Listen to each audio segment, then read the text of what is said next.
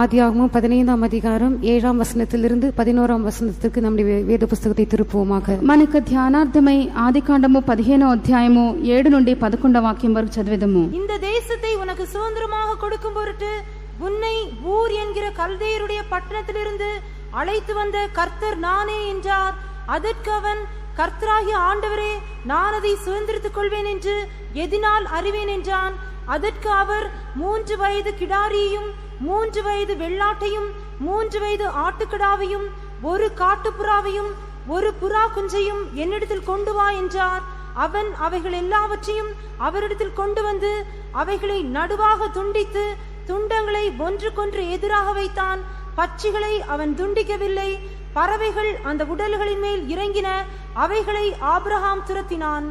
మరియు ఆయన, నీవు ఈ దేశమును స్వతంత్రించుకున్నట్లు దాన్ని నీకు ఇచ్చుటకు కల్దీల ఊరాను పట్టణంలో నుండి నిన్ను యువతలకు తీసుకుని వచ్చిన యెహోవాను నేనే అని చెప్పినప్పుడు అతడు, ప్రభువైన యెహోవా, నేను దీన్ని స్వతంత్రించుకొనిదని నాకెట్లు తెలియననగా, ఆయన 3 ఏళ్ల పెయ్యను, 3 ఏళ్ల మేకను, 3 ఏళ్ల పొట్టేలును, 1 తెల్ల గువ్వను, 1 పావురపు పిల్లను నా యొద్దకు తెమ్మని అతనితో చెప్పెను.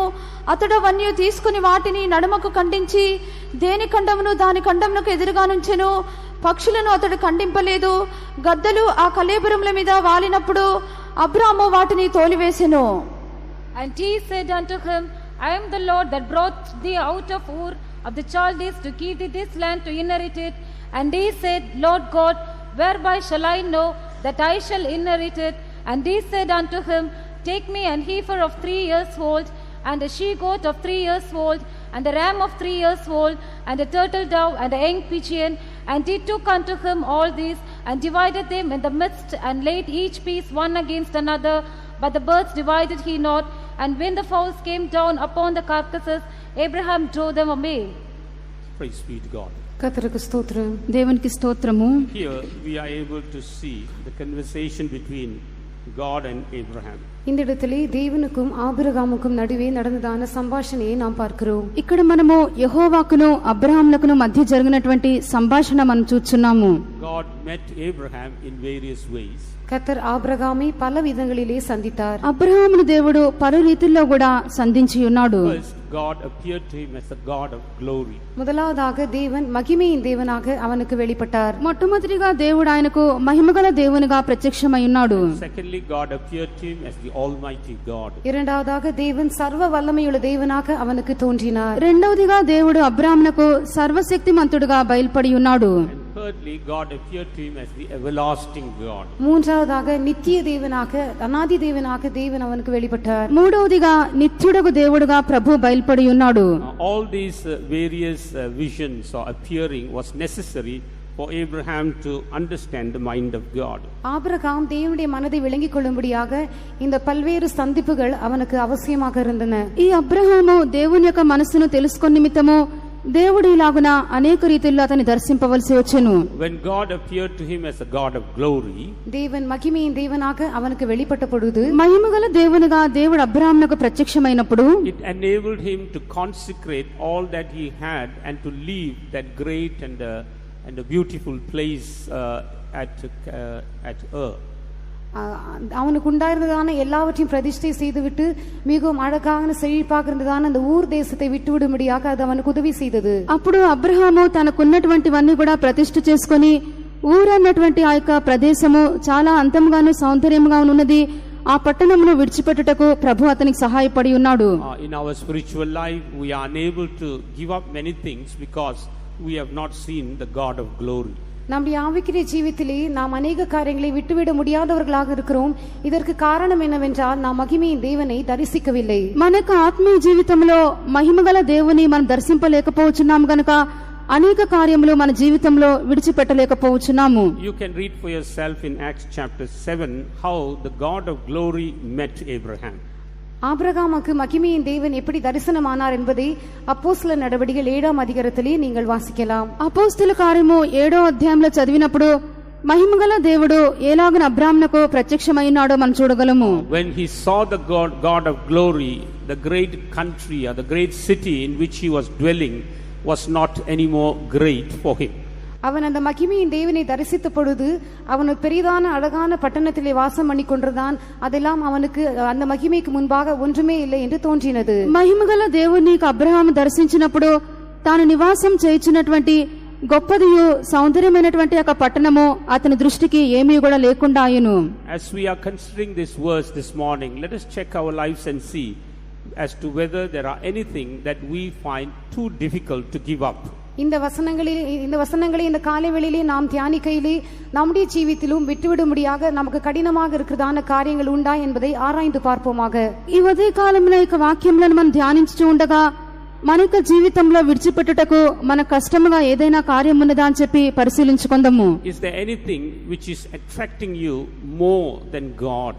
தேவனை பார்க்கிலும் அதிகமாக உங்களை கவர்ந்து கொள்ளக்கூடியதான காரியம் ஏதாகிலும் இருக்கிறதா என்பதை நாம் ஆராய்ந்து பார்ப்போமாக. దేవుని కంటే కూడా మిమ్మల్ని ఎక్కువగా ఆకర్షించుకొని వశపర్చుకునే కార్యం ఏదైనా ఉన్నదా? Is there anything that is obstructing you from doing God's will? దేవుని చిత్తத்தை செய்யாதபடி உங்களை தடுக்கிறதான காரியம் ஏதாகிலும் இருக்கிறதா? దేవుని యొక్క చిత్తమును చేయకుండా మిమ్మల్ని అడ్డుపరిచినటువంటి కార్యము ఏదైనా ఉన్నదా? And one important reason could be you have not seen the God of glory. இதற்கு ஒரு முக்கியமான காரணம் என்னவென்றால் நீங்கள் மகிமையின் தேவனை தரிசிக்காததே. దీనికి ముఖ్యమైన కారణము మీరు మహిమగల దేవుని ఇంకనూ దర్శించలేదు. Or perhaps you have lost that vision of the God of glory. அல்லது அந்த மகிமையின் தேவனை தரிசனத்தை ஒருவேளை நீங்கள் இழந்திருக்க கூடும். లేక మీరు ఆ యొక్క మహిమగల దేవుని యొక్క దర్శనమును పోగొట్టుకొని ఉండవచ్చును. But this morning the Lord wants to renew that vision and show to you and reveal to you that He is the God of glory. ஆனால் இந்த காலை வேளையிலே தேவன் அந்த தரிசனத்தை உங்களுக்கு திரும்பவும் தரும்படியாக அதை புதுப்பிக்கும்படியாக விரும்புகிறார். அவர் மகிமையின் தேவன் என்று உங்களுக்கு காட்டும்படியாக விரும்புகிறார். అయితే ఇక ఉదయ కాలమున ప్రభు యొక్క దర్శనమును జీవితంలో నూతనపరిచి మరలా కూడా యొక్క దర్శనము నీకు చూపించి ఆయన మహిమగల దేవుడై ఉన్నాడని చెప్పి ఆయన నీ ఎడల రుజువుపరచుకొని కోరుచున్నాడు. Let us open our eyes and see the God of glory this morning. நாம் நம்முடைய கண்களை திறந்து இந்த காலை வேளையிலே மகிமையின் தேவனை தரிசிப்போமாக. మనము మనకు కన్నులు తెరిచిన వారమై ఇక ఉదయ కాలమున మహిమగల దేవుని మనం దర్శించెదము. When we look at the God of glory, then all this greatness of the world that we see will become nothing. நாம் அந்த மகிமையின் தேவனை தரிசிக்கும் பொழுது நாம் காண்கிறதான இந்த உலகத்தின் எல்லா மேன்மைகளும் ஒன்றுமில்லாமல் போகும். మహిమగల దేవుని మనం దర్శించినప్పుడు ఇక లోకంలో మనం చూచినటువంటి ప్రతి శ్రేష్టత ఏమీ లేకుండా పోవును. We will be able to step forward by faith. நாம் விசுவாசத்தினாலே முன்னேறி செல்லக்கூடியவர்களாக இருப்போம். విశ్వాసం చేత మన అడుగును మన ముందుకు పెట్టువారమైందుము. We will not hesitate to follow the commandments of God. దేవుని కర్పణகளை நாம் கைக்கொள்ளும்படியாக நாம் தயங்க மாட்டோம். దేవుని యొక్క ఆజ్ఞలు మనం కైకొనుటకు ఏనాడు కూడా వెనుకాడము. The God of glory is appearing before you. மகிமையின் தேவன் உங்களுக்கு முன்பாக பிரத்யட்சமாகிறார். మహిమగల దేవుడు మీదట ప్రత్యక్షమవుచున్నాడు. God of glory is talking to you, speaking to you this morning. மகிமையின் தேவன் இந்த காலை வேளையிலே உங்களோடு பேசிக் கொண்டிருக்கிறார். మహిమగల దేవుడికి ఉదయ కాలమున మీతో మాట్లాడుచున్నాడు. Let our inner eyes be open and let us look at the God of glory. நம்முடைய உள்ளான கண்கள் திறக்கப்படட்டும், நாம் அந்த மகிமையின் தேவனை தரிசிக்கட்டும். మనకు అంతరంగ నేత్రములు తెరవబడినవై మహిమగల దేవుని మనం దర్శించెదము. Praise be to God. கர்த்தருக்கு దేవునికి ஸ்தோத்திரம். స్తోత్రము. Here the God of glory promised him an inheritance. இந்த இடத்திலே அந்த மகிமையின் தேவன் ஆபிரகாமுக்கு ஒரு சுதந்திரத்தை தருவதாக வாக்குத்தத்தம் பண்ணுகிறார். ఇక్కడ మహిమగల దేవుడు అబ్రహాములకు ఒక స్వాస్థ్యమును అతడు వాగ్దానం చేసి ఉన్నాడు. We read earlier that the Lord said, I will give thee this land to inherit it. இந்த தேசத்தை உனக்கு சுதந்திரமாக கொடுப்பேன் என்று கர்த்தர் சொன்னதாக நாம் ஏற்கனவே வாசித்தோம். ఈ యొక్క దేశమును నీకు స్వాస్థ్యముగా ఇచ్చేదని చెప్పి ప్రభు చెప్పుటని మనం చదివి ఉన్నాము. When God promised that inheritance, he could not believe. There was no avenue to believe that promise of God. தேவன் இப்படிப்பட்டதான ஒரு சுதந்திரத்தை அவனுக்கு தருவதாக வாக்குத்தத்தம் செய்தாலும் அதை நம்பும்படியாக எந்த விதமான ஆதாரமும் இல்லாமல் இருந்தது. దేవుడు అబ్రహాములకు ఇట్టి స్వాస్థ్యమును వాగ్దానం చేసినప్పటికీ దాన్ని స్వతంత్రించుకున్నటకు ఏ హేతువు కూడా లేకుండును. But the word of God says Abraham believed God. ஆனாலும் ஆபிரகாம் தேவனை விசுவாசித்தான் என்று வசனம் சொல்லுகிறது. అయితే అబ్రహాము దేవుని నమ్మెనని వాక్యం చెప్పుచున్నది. And here Abraham want to know as to what he ought to do if he is to inherit that promised land. இந்த இடத்திலே ஆபிரகாம் அந்த வாக்குத்தத்தம் பண்ணப்பட்டதான தேசத்தை சுதந்திரித்துக் கொள்ளும்படியாக என்ன செய்ய வேண்டும் என்பதை அறியும்படியாக விரும்புகிறான். ఇక్కడ అబ్రహాము వాగ్దత్త దేశమును స్వతంత్రించుకొనుటకు తాను ఏమి చేయవలసినదని చెప్పి ప్రభు తెలియపరుచున్నాడు. Even as God promised an inheritance to Abraham, God has also reserved a inheritance for us in heaven. ஆபிரகாமுக்காக தேவன் ஒரு சுதந்திரத்தை வாக்குத்தத்தம் பண்ணினது போல పరలోకத்திலும் தேவன் நமக்காக ஒரு சுதந்திரத்தை வைத்திருக்கிறார். అబ్రహామునకు దేవుడు ఒక స్వాస్థ్యమును వాగ్దానం చేసినట్లు పరలోకమందు ప్రభు మన కొరకు ఒక స్వాస్థ్యమును భద్రపరిచి ఉన్నాడు.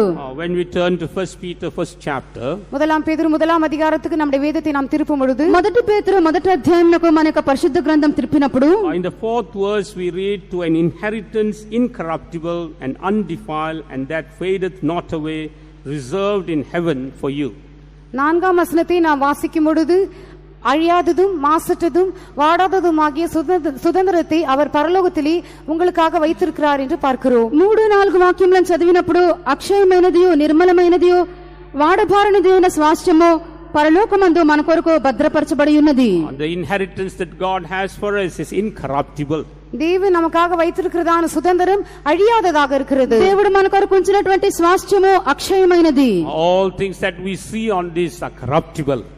நாம் காண்கிறதான எல்லா காரியங்களும் அழிவுள்ளவைகளாக இருக்கின்றன. భూమి మీద మనం చూచినటువంటి ప్రతి కార్యము క్షయమైపోవును.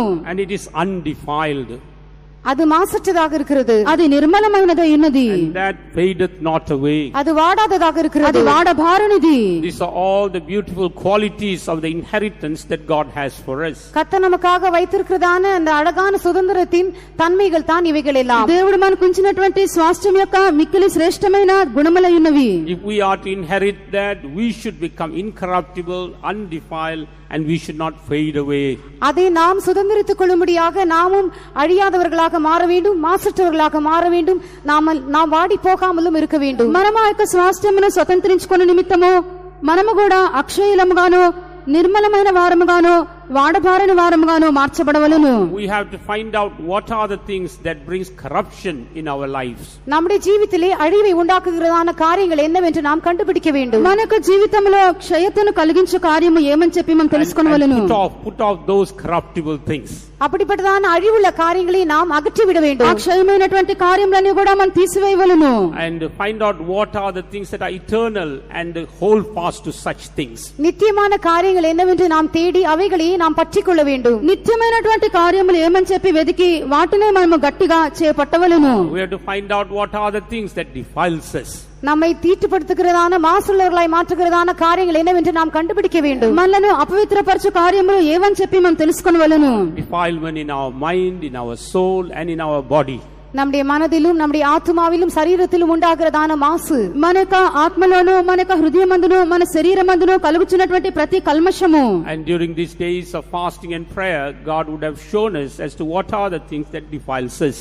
இந்த உபவாச நாட்களிலே சுத்திகரிப்பின் நாட்களிலே நம்மை தீட்டுப்படுத்துகிறதான நமக்குள்ளே மாசை உண்டு பண்ணுகிறதான காரியங்கள் என்னவென்று தேவன் நமக்கு காட்டியிருப்பார். ఈ దినముల్లో ఉపవాసంతోను శుద్ధీకరించుకున్నటువంటి దినముల్లో మన జీవితమును అపవిత్రపరిచినటువంటి కల్మషములను ప్రభు మనకు చూపించి ఉన్నాడు. And God had given us grace to put out all those defilements. அப்படிப்பட்டதான மாசுகளை எல்லாம் நீக்கிவிடும்படியாக கர்த்தர் நமக்கு கிருபையும் தந்தார். ఆ యొక్క అపవిత్రతలని కూడా తొలగించుకొనుటకు ప్రభు మనకు కృపను అనుగ్రహించి ఉన్నాడు. So that we may be ready for that undefiled inheritance. அந்த மாசற்றதான சுதந்திரத்துக்காக நாம் ஆயத்தமுள்ளவர்களாக இருக்கும்படியாக నిర్మలమైనటువంటి ఆ యొక్క స్వాస్థ్యమునకై మనం సిద్ధపడుటకు. And another quality of the inheritance is that which fadeth not away. இந்த சுதந்திரத்தின் வேறு ஒரு தன்மை அது வாடாததாக இருக்கிறது. ఈ యొక్క స్వాస్థ్యం యొక్క మరొక గుణము అది వాడబారనిది. That means it is not short lived, but it continues with that same quality. அது கொஞ்ச நாட்களிலே ஒடிந்து போகிறதாக ஒன்றாக இராமல் அதே தன்மையுடையதாக நீடித்து நிலைத்திருக்கக்கூடியதாக இருக்கிறது. అది కించిదాయుసు కలదు కాదు గాని అది చాలా దీర్ఘకాలము జీవించినదై ఉన్నది. As time would not permit, we may not be able to read all the verses. நமக்கு நேரம் இல்லாதபடினால் எல்லா வசனங்களையும் நாம் வாசிக்க நமக்கு முடியாது. సమయం లేదు గనుక వాక్యములను కూడా చదువుటకు మనకు సమయం చాలదు. But as time permits, we will read 1 or 2 verses. நமக்கு சமயம் கிடைப்பதற்கேற்றவாறு ஒன்று இரண்டு வசனங்களை நாம் வாசிப்போம். అయినా మన సమయం దొరికినట్లుగా 1-2 వాక్యములు చదివేదము. So God wants us to have an inheritance that fades not away. நாம் வாடாததான அந்த சுதந்திரத்தை பெற்றுக்கொள்ள வேண்டும் என்று தேவன் விரும்புகிறார். వాడబారని స్వాస్థ్యమును పొందుకొన్నట్లుగా ప్రభు కోరుచున్నాడు. Let us look at our lives whether we have faded away in any of the spiritual experiences God has given to us. தேவன் நமக்கு கொடுத்ததான ஆவிக்குரிய அனுபவங்கள் ஏதாகிலும் ஒன்றிலே நாம் வாடி போயிருக்கிறோமா என்பதை நம்முடைய ஆவிக்குரிய ஜீவித்தை நாம் ஆராய்ந்து பார்த்து தெரிந்து கொள்வோமாக. దేవుడు మన యొక్క జీవితంలో అనుగ్రహించిన ఏదైనా ఆత్మీయ అనుభవంలో వాడిపోయిన వారమై ఉన్నామా అని చెప్పి మనం పరిశీలించుకొనిదము. Say when you cut a branch from a tree, ஒரு மரத்திலிருந்து ஒரு கிளையை வெட்டும் பொழுது ఒక చెట్టు నుండి ఒక కొమ్మను మనం కోసినప్పుడు it retains its moisture for some time, but after that it fades away. அந்த ஈரப்பசை கொஞ்ச நேரத்திற்கு அது அப்படியே இருக்கும், ஆனால் சற்று நேரத்துக்கு பிற்பாடு அது அப்படியாக வாடி போகும். కొంతసేపు మటుకు దానిలో ఉన్నటువంటి తేమ అలాగనే ఉండును, కొంచెం కాలం పిమ్మట అది ఎండిపోవును. The reason is it was cut from the main tree.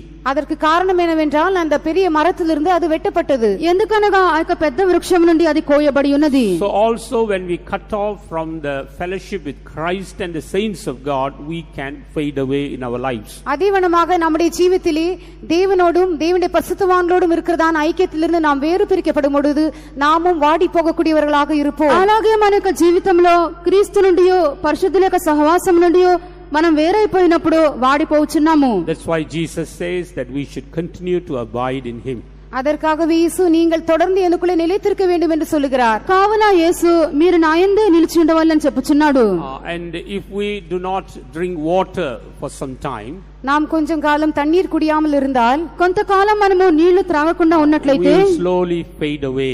நாம் கொஞ்சம் கொஞ்சமாக வாடி போவோம். క్రమేణా మనము వాడిపోయేదము. Perhaps if a person doesn't eat food, he can survive for a longer time. ஒரு நபர் ஆகாரம் புசியாமல் இருந்தால் కొంచె నాట్ల వరకు அவர் పిడితిర్కలాం. ఒక మనుషుడు ఆహారం తినకుండా ఉండినట్లయితే కొంతకాలం అతడు బ్రతకవచ్చును. But if he doesn't drink water, his life will be very short lived. ஆனால் அவன் தண்ணீர் குடியாதவனாக இருந்தால் அவனுடைய ஜீவியம் மிகவும் சுருக்கமானதாக இருக்கும். అయితే నీళ్లు త్రాగకుండా ఉన్నట్లయితే త్వరగా అతని ప్రాణం పోవును. So also in our spiritual life we have to see whether we are drinking of the Holy Spirit. அதேவனமாக நம்முடைய ஆவிக்குரிய ஜீவிதத்திலும் கூட பரிசுத்தாவின் அபிஷேகத்திலிருந்து நாம் பானம் செய்கிறோமா என்பதை நாம் கவனித்து பார்க்க வேண்டும். అలాగే మన యొక్క జీవితంలో పరిశుద్ధాత్మ అన్నటువంటి నీళ్లను మనం త్రాగుచున్నామా అని చెప్పి పరిశీలించుకొనవలెను. When we do not drink enough, we will fade away. நாம் போதுமான அளவுக்கு குடியாமல் இருக்கும் பொழுது நாம் వాడి పోవు. చాలినంత మట్టుకు మనం త్రాగకుండా ఉన్నట్లయితే మనం వాడిపోవుదుము. Let us search our lives whether we are fading in any aspect of our spiritual life. நம்முடைய ஆவிக்குரிய ஜீவிதத்தின் ஏதாவது ஒரு பகுதியிலே நாம் வாடி போய் கொண்டிருக்கிறோமா என்பதை நாம் ஆராய்ந்து பார்ப்போமாக. మనకు ఆత్మీయ జీవితంలో ఏ భాగంలో వాడిపోయి ఉన్నామా అని చెప్పి పరిశీలించుకుందాము. Let us once again refresh ourselves in God's presence. திரும்பமாக தேவனுடைய சமூகத்திலே நம்மை நாமே புதுப்பித்துக் கொள்வோமாக. మరొకసారి దేవుని యొక్క సన్నిధానంలో మనల్ని మనమే నూతన పరచుకొనిదాము. Praise be to God. கர்த்தருக்கு స్తోత్రము. When we come back to our original text, நாம் ஆரம்பத்திலே வாசித்ததான அந்த வேத பகுதிக்கு கடந்து வரும்பொழுது మన యొక్క ప్రారంభ భాగమునకు మనం వచ్చినప్పుడు here Abraham wanted to know as to what he ought to do to inherit that land that God promised him. தேவன் தனக்கு வாக்குத்தத்தம் பண்ணினதான அந்த தேசத்தை சுதந்திரித்துக் கொள்ளும்படியாக தான் என்ன செய்ய வேண்டும் என்பதை அறியும்படியாக ஆபிரகாம் விரும்பினான். ఇక్కడ దేవుడు తనకు వాగ్దానం చేసినటువంటి స్వాస్థ్యంను స్వతంత్రించుకొనుటకు తాను ఏమి చేయవలసినదని చెప్పి అబ్రహాము తెలుసుకొని కోరి ఉన్నాడు. Here God told him to offer 5 types of sacrifices. இந்த இடத்திலே 5 விதமான பலிகளை செலுத்தும்படியாக தேவன் அவனிடத்திலே சொல்லுகிறார். ఇక్కడ దేవుడు అబ్రహాముతో 5 విధమైనటువంటి అర్పణలు అర్పించమని చెప్పెను. We are going to apply these 5 types of sacrifices into our lives. இந்த 5 விதமான பலிகளை நம்முடைய జీవితத்தோடு நாம் ఒప్పిட்டு பார்க்க போகிறோம். ఈ 5 విధమైనటువంటి అర్పణలను మన యొక్క జీవితంతో మనం పోల్చుకొనిదాము. For us to inherit that inheritance which is incorruptible, undefiled, and that which fadeth not away, we need these 5 types of sacrifices. அழியாததும் மாசற்றதும் வாடி போகாததுமான அந்த நித்திய சுதந்திரத்தை நாம் பெற்றுக்கொள்ளும்படியாக இந்த 5 விதமான பலிகள் நம்முடைய జీవితంలో అవసరமாக இருக்கிறது. అక్షయమైనదియు నిర్మలమైనదియు వాడభారనిది అయిన స్వాస్థ్యమును పొందునట్లుగా ఇక 5 విధమైనటువంటి అర్పణలు మనకు కూడా అవసరమై ఉన్నవి. Even as we hear the word of God, if we lack in any one of these sacrifices, let us rededicate our lives to God. நாம் கர்த்தருடைய வசனத்தை கேட்கும் பொழுது இந்த 5 விதமான பலிகளிலே ஏதாகிலும் ஒன்றிலே நாம் குறைவுள்ளவர்களாக இருந்தால் திரும்பமாக நம்முடைய జీవితத்தை దేవుని సముఖத்திலே ప్రతిష్ఠ செய்வோமாக. దేవుని యొక్క వాక్యం మనం వినుచూ ఉండగా ఇక 5 విధమైనటువంటి అర్పణల్లో దేనిలోనైనా మనం తగ్గిపోయినట్లయితే మరలా కూడా మన జీవితమును దేవునికి ప్రతిష్ఠించుకొందాము. Praise be to God. கர்த்தருக்கு స్తోత్రము. And here we read the first sacrifice was an heifer of 3 years old. முதலாவது பலி 3 வயது கிடாரி. మొట్టమొదటి అర్పణ 3 ఏళ్ల పెయ్య. Secondly, a she goat of 3 years old. இரண்டாவதாக 3 వయது వెள்ளாட்டு. రెండవది 3 ఏళ్ల మేక. Thirdly, a ram of 3 years old. மூன்றாவதாக 3 வயது ஆட்டுக்கடா. మూడవది 3 ఏళ్ల పొట్టేలు. Fourthly, a turtle turtle dove. நான்காவதாக ஒரு காட்டுப்புறா, నాలుగోది ఒక తెల్ల గువ్వ, And fifthly, a young pigeon. ஐந்தாவதாக ஒரு புறா குஞ்சு. ఐదోదిగా పావురపు పిల్ల. Praise be to God. கர்த்தருக்கு ஸ்தோத்திரம். దేవునికి స్తోత్రము. First, let us consider the heifer which was 3 years old. முதலாவதாக 3 வயதுள்ள இந்த கிடாரியை பற்றி நாம் பார்ப்போம். మొట్టమొదటిగా 3 ఏళ్ల పయ్యను గురించి మనం నేర్చుకుందాము. We can take the 3 years old as 3 experiences found in this heifer. இந்த 3 வருடங்கள் என்று சொல்லும் பொழுது இந்த கிடாரியிலே காணப்படுகிறதான 3 அனுபவங்கள் என்று அதை நாம் கருதலாம். 3 ఏండ్లు అని చెప్పినప్పుడు ఇక పెయ్యలో ఉన్నటువంటి 3 అనుభవములుగా మనం తీసుకొని వచ్చును. We need these 3 experiences in order to inherit the place that God has reserved for us. தேவன் நமக்காக வைத்திருக்கிறதான அந்த சுதந்திரத்தை பெற்றுக்கொள்ளும்படியாக இந்த 3 அனுபவங்களும் நமக்கு அவசியமாக இருக்கிறது. దేవుడు మన కొరకు ఉంచినటువంటి స్వాస్థ్యం మనం పొందినట్లుగా ఇక 3 అనుభవములను మనకు అవసరమైనవి.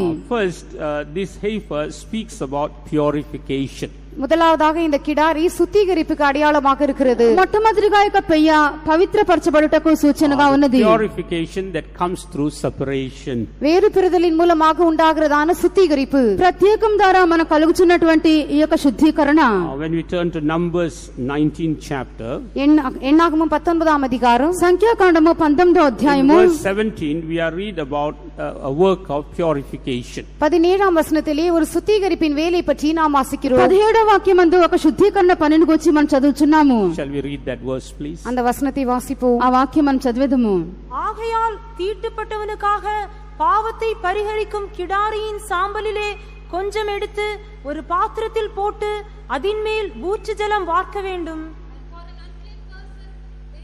Of the ashes of the burnt heifer of purification for sin, and running water shall be put thereto in a vessel. So here we read about a heifer of purification. இந்த இடத்திலே சுத்திகரிக்கப்படுவதற்கு ஏற்றதான ஒரு கிடாரியை பற்றி நாம் பார்க்கிறோம். ఇక్కడ మనము పవిత్రపరచబడుటకు ఒక పెయ్యను మనం చూస్తున్నాము. We are not going into the details of that verse, only that term purification. இந்த வசனத்தை நாம் ஆழமாக சிந்திக்க போகிறதில்லை, அந்த சுத்திகரிப்பு என்கிறதான பதத்தை மாத்திரம் நாம் சிந்திக்க போகிறோம். ఇది మనం లోతుగా ధ్యానించటలేదు, పవిత్రపరచబడుటను గురించి మాత్రమే చూచెదము. Heifer speaks about a work of purification in our life. இந்த இடத்திலே கிடாரி என்பது நம்முடைய ஜீவிதத்திலே சுத்திகரிப்பின் வேலைக்கு அடையாளமாக இருக்கிறது. ఇక్కడ పెయ్య మన యొక్క జీవితంలో పవిత్రపరచబడుటకు సూచనగా ఉన్నది. God has reserved an inheritance for those who are sanctified. பரிசுத்தமாக்கப்பட்டவர்களுக்காக தேவன் ஒரு சுதந்திரத்தை வைத்திருக்கிறார். పరిశుద్ధపరచబడిన వారి కొరకు దేవుడు ఒక స్వాస్థ్యమును ఉంచి ఉన్నాడు. That's why we have waiting meetings, we have cleansing meetings. இதற்காகவே நமக்கு காத்திருப்பு கூட்டங்களும் சுத்திகரிப்பு கூட்டங்களும் உண்டு. కావున మనకు కనిపెట్టు కూటములను శుద్ధీకరణ కూటములు ఉన్నవి. Without sanctifying our lives, we cannot have an inheritance. நம்முடைய ஜீவியங்களை நாம் சுத்திகரிக்காமல் அந்த சுதந்திரத்தை நாம் பெற்றுக்கொள்ள முடியாது. మన యొక్క జీవితములను పవిత్రం చేసుకోనకుండా ఆ యొక్క స్వాస్థ్యం మనం పొందుకొనలేము. When you read for yourself in Acts 20:32, there God has kept the inheritance for the sanctified saints. அப்போஸ்தலர் நடபடிகள் 20ஆம் அதிகாரம் 32ஆம் வசனத்திலே நாம் வாசிக்கும் பொழுது தேவன் பரிசுத்தமாக்கப்பட்டவர்களுக்காக ஒரு சுதந்திரத்தை வைத்திருப்பதாக நாம் பார்க்கிறோம். అపోస్తల కార్యము 20వ అధ్యాయము 32వ వాక్యం చదివినప్పుడు పరిశుద్ధపరచబడిన వారి కొరకు దేవుడు ఒక స్వాస్థ్యం ఉంచి ఉన్నాడు. Our work is to purify our lives in God's presence. ஆகையால் நம்முடைய வேலை என்னவென்றால் தேவனுடைய சமூகத்திலே நம்முடைய ஜீவித்தை நாமே சுத்திகரித்துக் கொள்ள வேண்டும். కావున మన పని దేవుని యొక్క సన్నిధానములో మనల్ని మనమే పవిత్రపరచుకొనుట. So we will be able to get ready for that inheritance. அப்படி செய்வோம் என்றால் அந்த சுதந்திரத்துக்காக நாம் ஆயத்தப்படலாம். అలాగున మనం చేసినప్పుడు ఆ స్వాస్థ్యమునకై మనం సిద్ధపడగలము. Even as the Lord shows us, we have to cleanse our life. கர்த்தர் நமக்கு இந்த காரியங்களை காட்டும் பொழுது நம்முடைய ஜீவியத்தை நாம் சுத்திகரிக்க வேண்டும். ఇవన్నీ కూడా ప్రభువు మనకు చూపించగా మనం శుద్ధీకరించుకొనుచు ఉండవలెను. And the Lord is able to sanctify us, the word of God says. தேவன் நம்மை சுத்திகரிக்க வல்லவராக இருக்கிறார் என்று கர்த்தருடைய வசனம் சொல்லுகிறது. దేవుడు మనల్ని పవిత్రపరచగలవాడై ఉన్నాడని చెప్పి వాక్యం చెప్పుచున్నది. In 1 Thessalonians 5:23 we read, and the God of peace sanctify you wholly, your body, soul and spirit, and keep you blameless unto the coming of the Lord. முதலாம் தெசலோனிக்கேயர் 5ஆம் அதிகாரத்திலே வாசிக்கும் பொழுது சமாதானத்தின் தேவன் தாமே உங்களை முற்றிலும் பரிசுத்தமாக்குவாராக, உங்கள் ஆவி, ஆத்துமா, சரீரம் முழுவதும் நம்முடைய கர்த்தராகிய இயேசு கிறிஸ்து வரும்பொழுது குற்றமற்றதாய் இருக்கும்படி காக்கப்படுவதாக என்று பார்க்கிறோம். మొదటి తెస్సలోనిక 5వ అధ్యాయము 23వ వాక్యం మనం చదివినప్పుడు సమాధానకర్తయగు దేవుడు మిమ్మల్ని సంపూర్ణంగా పరిశుద్ధపరచును గాక, మీ ఆత్మయో జీవమును శరీరమును మన ప్రభువైన యేసుక్రీస్తు రాకడ యందు నిందారహితంగాను సంపూర్ణంగాను ఉండునట్లు కాపాడబడును గాక అని చెప్పెను. And the following verse says, faithful is he who has called you and he will do it.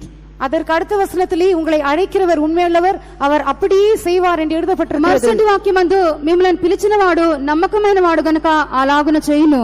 God has called us for an inheritance. தேவன் ஒரு சுதந்திரத்துக்காக நம்மை ఒక அழைத்திருக்கிறார். శాస్త్రమునకై ప్రభువు మనల్ని పిలిచి And ఉన్నాడు. he is able to do it for us. அவர் நமக்காக அதை செய்து முடிக்க வல்லவராக ప్రభువు இருக்கிறார். మన కొరకు దాన్ని చేయువాడై ఉన్నాడు.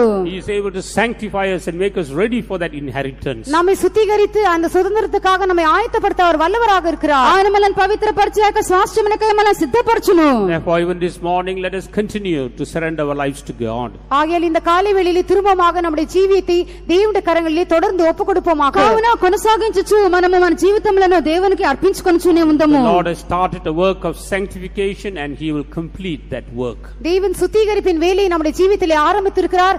அவரே அதை நிச்சயமாக செய்து முடிப்பார். పవిత్రపరచు పనిని ప్రభు మన జీవితంలో ఆరంభించి ఉన్నాడు, నిశ్చయముగా చేసి ముగించును. Praise be to God. கர்த்தருக்கு దేవునికి ஸ்தோத்திரம். స్తోత్రము. And another experience in this heifer, இந்த கிடாரியிலே காணப்படுகிறதான வேறொரு அனுபவம், ఈ పెయ్యిలో ఉన్నటువంటి మరి ఒక అనుభవము Judges 14 chapter verse 18. நியாயாதிபதிகள் 14ஆம் அதிகாரம் 18ஆம் வசனம். న్యాయాధిపతులు 14వ అధ్యాయము 18వ వాక్యము. ஆகையால் 7ஆம் நாளிலே பொழுது போகும் முன்னே அந்த ஊர் மனுஷர் அவனை நோக்கி, தேனை பார்க்கிலும் மதுரமானது என்ன, சிங்கத்தை பார்க்கிலும் பலமானதும் என்ன என்றார்கள். அதற்கு அவன், நீங்கள் என் கிடாரியால் உலாதிருந்தீர்களானால் என் விடுகதையை கண்டுபிடிப்பதில்லை என்றான். And the men of the city said unto him on the 7th day, before the sun went down, what is sweeter than honey, and what is stronger than a lion? And he said unto them, if he had not plowed with my heifer, he had not found out my riddle. So here the term plowed with my heifer. என் கிடாரியால் உழாதிருந்தால் என்கிறதான பதம் இந்த இடத்திலே உபயோகிக்கப்பட்டிருக்கிறது. నా దూడతో దున్నకపోయిన ఎడల. Plowing, here the heifer speaks about a plowing experience. இந்த இடத்திலே கிடாரியானது உழுகிற அனுபவத்திற்கு அடையாளமாக சொல்லப்பட்டிருக்கிறது. ఇక్కడ దూడ లేక పెయ్య దున్నునటువంటి అనుభవమునకు సూచించున్నది. And in this context we understand plowing here was to expound or to understand the riddle that was put forth. இந்த இடத்திலே அந்த உழுகிறது என்று சொல்லும் பொழுது சொல்லப்பட்டதான அந்த விடுகதையின் அர்த்தத்தை கண்டுபிடிப்பதற்கு அது தேவையாக இருந்தது. ఇక్కడ దున్నుట అని చెప్పినప్పుడు దున్నినట్లయితే అతడు వేసినటువంటి విప్పుడు కథ యొక్క భావం చెప్పగలరు. This speaks about searching the word of God. இது தேவனுடைய வசனத்தை ஆராய்ந்து பார்ப்பதற்கு அடையாளமாக இருக்கிறது. ఇది దేవుని యొక్క వాక్యమును పరిశోధించుటయున్నది. If we are to be ready for the kingdom of God, நாம் தேவனுடைய ராஜ்யத்துக்காக ஆயத்தமாக இருக்க வேண்டும் என்றால், దేవుని యొక్క రాజ్యమునకు మనం సిద్ధముగా if we ఉండవలెనంటే, are to get an inheritance in the kingdom of God, தேவனுடைய ராஜ்யத்திலே ஒரு சுதந்திரத்தை நாம் பெற்றுக்கொள்ள வேண்டும் என்றால், దేవుని యొక్క రాజ్యంలో ఒక స్వాస్థ్యం మనం పొందవలెనంటే, we have to understand the secret things in the word of God. தேவனுடைய வசனத்திலே சொல்லப்பட்டிருக்கிறதான ரகசியமான காரியங்களை நாம் அறிந்து கொள்ள வேண்டும். దేవుని యొక్క వాక్యంలో చెప్పబడినటువంటి రహస్యములను మనం తెలుసుకొని ఉండవలెను. That's why speaking to the disciples, Jesus said, to you it's given to know the mysteries of the kingdom of God. ஆகியால் சீஷர்களிடத்திலே இயேசு பேசும் பொழுது பரலோக ராஜ்யத்தின் ரகசியங்களை அறிந்து கொள்ளும்படியாக உங்களுக்கு அருளப்பட்டிருக்கிறது என்று சொன்னார். కావున శిష్యులతో ప్రభు యేసు చెప్పినప్పుడు పరలోక రాజ్య మర్మములు ఎరుగుట మీకు అనుగ్రహింపబడి ఉన్నది. Unless God reveals to us, we cannot understand the secrets of the kingdom of God. தேவன் அந்த பரலோக ராஜ்யத்தின் ரகசியங்களை நமக்கு விளங்க பண்ணினால் ஒழிய அவைகளை நம்மால் விளங்கிக் கொள்ள முடியாது. పరలోక రాజ్యపు యొక్క మర్మములను ప్రభు మనకు బయలుపరిచితేనే గాని మనం వాటిని అర్థం చేసుకొనలేము. For that we have to search the scriptures. இதற்காக நாம் வேத வசனங்களை ஆராய்ந்து பார்க்க வேண்டும். దాని కొరకై మనము లేఖనములను పరిశోధింపవలెను. When we read about a group of people in a city called Berea, Berea என்கிறதான பட்டணத்திலே ஒரு கூட்டத்தாரை பற்றி நாம் பார்க்கும் பொழுது, బెరయాలో ఉన్నటువంటి ఒక గుంపు జనులను గురించి మనం చదివినప్పుడు, here St. Paul says they were more noble than those in Thessalonica. அவர்கள் தெசலோனிகாவில் இருந்தவர்களை பார்க்கிலும் மிகவும் மேன்மையானவர்களாக உத்தமமானவர்களாக காணப்பட்டார்கள் என்று பார்க்கிறோம். తెస్సలోనికలో ఉన్న వారి కంటే కూడా వారు మిక్కిలి గనులై ఉండిరి. நற்குணசாலிகளாக இருந்தார்கள். தெசலோனிகாவில் உள்ளவர்களை பார்க்கிலும் நற்குணசாலிகளாக இருந்தார்கள் என்று பார்க்கிறோம். All praise be to God. கர்த்தருக்கு ஸ்தோத்திரம். దేవునికి స్తోత్రము. Why they were more noble? அவர்களே நற்குணசாலிகளாக இருந்தார்கள். వారు ఎందుకు గనులై ఉండిరి? They received the word with all readiness of mind. அவர்கள் கர்த்தருடைய வசனத்தை மிகவும் அவர்கள் మనోవాంఛాయి వసనத்தை ఏற்றுకొండాர்கள். వారు ఆసక్తితోనూ మనసులో సిద్ధపాటుతో దేవుని యొక్క వాక్యమును అంగీకరించిరి. And they searched the scriptures daily whether those things were so. காரியங்கள் இப்படி இருக்கிறதா என்று தினந்தோறும் வேத வாக்கியங்களை ஆராய்ந்து பார்த்தார்கள். సంగతులు అలాగున్నవో లేవో అని ప్రతిదినము కూడా లేఖనములను పరిశోధించి ఉండిరి. We have to expound or find out every riddle in the word of God. வேத வசனத்திலே கூறப்பட்டிருக்கிறதான ஒவ்வொரு விடுகதையும் நாம் ஆராய்ந்து பார்த்து அதன் அர்த்தத்தை விளங்கிக் கொள்ள வேண்டும். వాక్యమందు వ్రాయబడినటువంటి ప్రతి విప్పుడు కథను కూడా మనం తెలుసుకొని దాని భావం గ్రహించవలెను. When we abide in the fellowship of the saints, நாம் பரிசுத்தவான்களுடைய ஐக்கியத்திலே நிலைத்திருக்கும் பொழுது, పరిశుద్ధుల యొక్క సహవాసంలో మనం నిలిచి when ఉన్నప్పుడు, we abide in Christ, நாம் கிறிஸ்துவுக்குள்ளே நிலைத்திருக்கும் பொழுது, క్రీస్తునందు మనం నిలిచి ఉన్నప్పుడు nothing can be hidden from us. ஒன்றும் நமக்கு மறைக்கப்பட்டிருக்காது. ఏది కూడా మనకు దాచబడి ఉండదు. God will reveal every secret things to us. எல்லா ரகசியங்களையும் தேவன் நமக்கு வெளிப்படுத்துவார். మర్మములన్నీ కూడా ప్రభు మనకు బయలుపరచును. Especially the secrets concerning the kingdom of God. விசேஷமாக தேவனுடைய ராஜ்யத்தை பற்றியதான ரகசியங்கள், ప్రత్యేకముగా దేవుని యొక్క రాజ్యమునకు వచ్చిన మర్మములు. So we need this plowing experience in order to inherit that inheritance. ஆகையால் அந்த சுதந்திரத்தை நாம் பெற்றுக்கொள்ளும்படியாக இந்த உழுகிறதான அனுபவம் நமக்கு தேவையாக இருக்கிறது. కావున ఆ యొక్క స్వాస్థ్యం మనం పొందినట్లుగా దున్నునటువంటి అనుభవం మనకు కావలెను. If we do not search the word of God, search the scriptures, we may not be able to get ready for the coming of the Lord. வேத வாக்கியங்களை நாம் ஆராய்ந்து பாராமல் போனால் கர்த்தருடைய வருகைக்கு நம்மால் ஆயத்தப்பட முடியாது. దేవుని యొక్క వాక్యమును మనం పరిశోధింపకుండా ఉండినట్లయితే ప్రభు యొక్క రాకడకు మనం సిద్ధపడలేము. If we don't understand the word of God, we will not be able to live according to it and get ready for the coming of the Lord. கர்த்தருடைய வசனத்தை நாம் சரியாக புரிந்து கொள்ளாவிட்டால் அதற்கேற்றவாறு நம்மால் ஜீவிக்க முடியாது. கர்த்தருடைய வருகைக்காக நம்மை ஆயத்தப்படுத்திக் கொள்ளவும் முடியாது. ప్రభు యొక్క వాక్యం మనం పరిశోధించి తెలుసుకొనకుండా ఉండినట్లయితే దాని ప్రకారముగా మనం జీవించను లేము. ప్రభు యొక్క రాకడకు మనం సిద్ధపడను లేము. In Acts 17 we read about two groups of people. அப்போஸ்தலர் நடபடிகள் 17ஆம் அதிகாரத்திலே இரு கூட்டத்தாரை பற்றி நாம் வாசித்தோம். అపోస్తల కార్యము 17వ అధ్యాయమందు రెండు గుంపుల జనుల గురించి మనం చదివి ఉన్నాము. One, the people at Berea. முதலாவது பெரேயா பட்டணத்தார், ఒకటి బెరయాలో ఉన్నవారు, and the others who were in Thessalonica. இரண்டாவதாக தெசலோனிக்கேயாவில் இருந்தவர்கள், రెండోదిగా దెసలోనికలో ఉన్నవారు. Here St. Paul commends the people at Berea.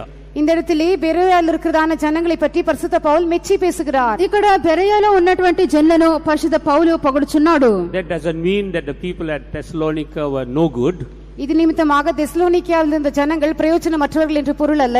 దీనిని బట్టి దెసలోనికలో ఉన్నటువంటి వారు సద్గుణులు కారని అర్థం కాదు. If we read the epistle written to the Thessalonians, they also had very special qualities.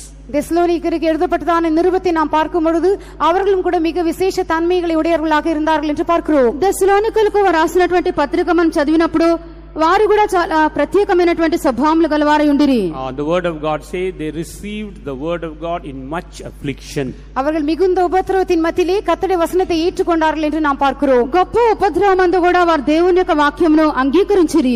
And further we read that their faith was known all over the world. அது மாத்திரமல்ல, அவர்களுடைய விசுவாசம் முழு உலகத்திலும் அறியப்பட்டதாக இருந்ததாக நாம் பார்க்கிறோம். ఇంకనూ వారి యొక్క విశ్వాసము లోకమంతటా కూడా ప్రచురం చేయబడి ఉన్నది. But with all that, St. Paul says they have to put in a little more effort to search the scriptures. இவைகள் எல்லாம் இருந்தாலும் கூட அவர்கள் வேத வசனத்தை ஆராய்ந்து பார்க்கும்படியாக கொஞ்சம் கூட பிரயாசப்பட வேண்டும் என்று பரிசுத்த பவுல் சொல்லுகிறார். ఇవన్నీ కూడా వారిలో ఉండినప్పటికీ లేఖనములను పరిశోధించిన నిమిత్తము ఇంకనూ కూడా వారు అధికంగా ప్రయాసపడవలెను. So also we may have so many good qualities, but God wants us to put in a little more effort in searching the scriptures. அதேவிதமாக நாமும் பல நல்ல தன்மைகளுடையவர்களாக இருக்கலாம், ஆனாலும் வேத வசனங்களை ஆராய்ந்து பார்ப்பதற்கு இன்னும் கொஞ்சம் அதிகமாக பிரயாசப்பட வேண்டும் என்று தேவன் நம்மை குறித்து விரும்புகிறார். అలాగే మనము కూడా సద్గుణులమై ఉండవచ్చును. అయినప్పటికీ దేవుని యొక్క వాక్యమును పరిశోధించినట్లుగా ఇంకనూ మనము అధికంగా ప్రయాసపడవాలని ప్రభు కోరుచున్నాడు. Without that experience we will not be able to get that inheritance reserved in heaven for us. இந்த அனுபவம் இல்லாமல் பரலோகத்திலே நமக்காக வைத்து வைக்கப்பட்டிருக்கிறதான அந்த சுதந்திரத்தை நாம் பெற்றுக்கொள்ள முடியாது. ఈ యొక్క అనుభవంలో లేకుండా పరలోకంలో భద్రం చేయబడిన స్వాస్థ్యం మనం పొందుకొనలేము. And the third experience in the heifer, இந்த கிடாரியின் மூன்றாவது அனுபவம், పెయ్య యొక్క మూడవ అనుభవము. when we turn to the book of Hosea chapter 10 and read verse 11, ஓசியா 10ஆம் அதிகாரம் 11ஆம் வசனத்தை நாம் வாசிக்கும் பொழுது, హోషేయ 10వ అధ్యాయము 11వ వాక్యం చదివినప్పుడు we read about the Ephraim and his quality. ఎఫ్రాయిமை పற்றியும் அவனுடைய தன்மைகளை பற்றியும் நாம் பார்க்கிறோம். ఎఫ్రాయిమును గూర్చి అతని యొక్క గుణమును గూర్చి మనం చూస్తున్నాము. Here it is said that he is willing to learn. இந்த இடத்திலே அவன் கற்றுக்கொள்ளும்படியாக விரும்புகிறான் என்று சொல்லப்பட்டிருக்கிறது. ఇక్కడ అభ్యాసం చేయుటకు అతడు కోరుచున్నాడు.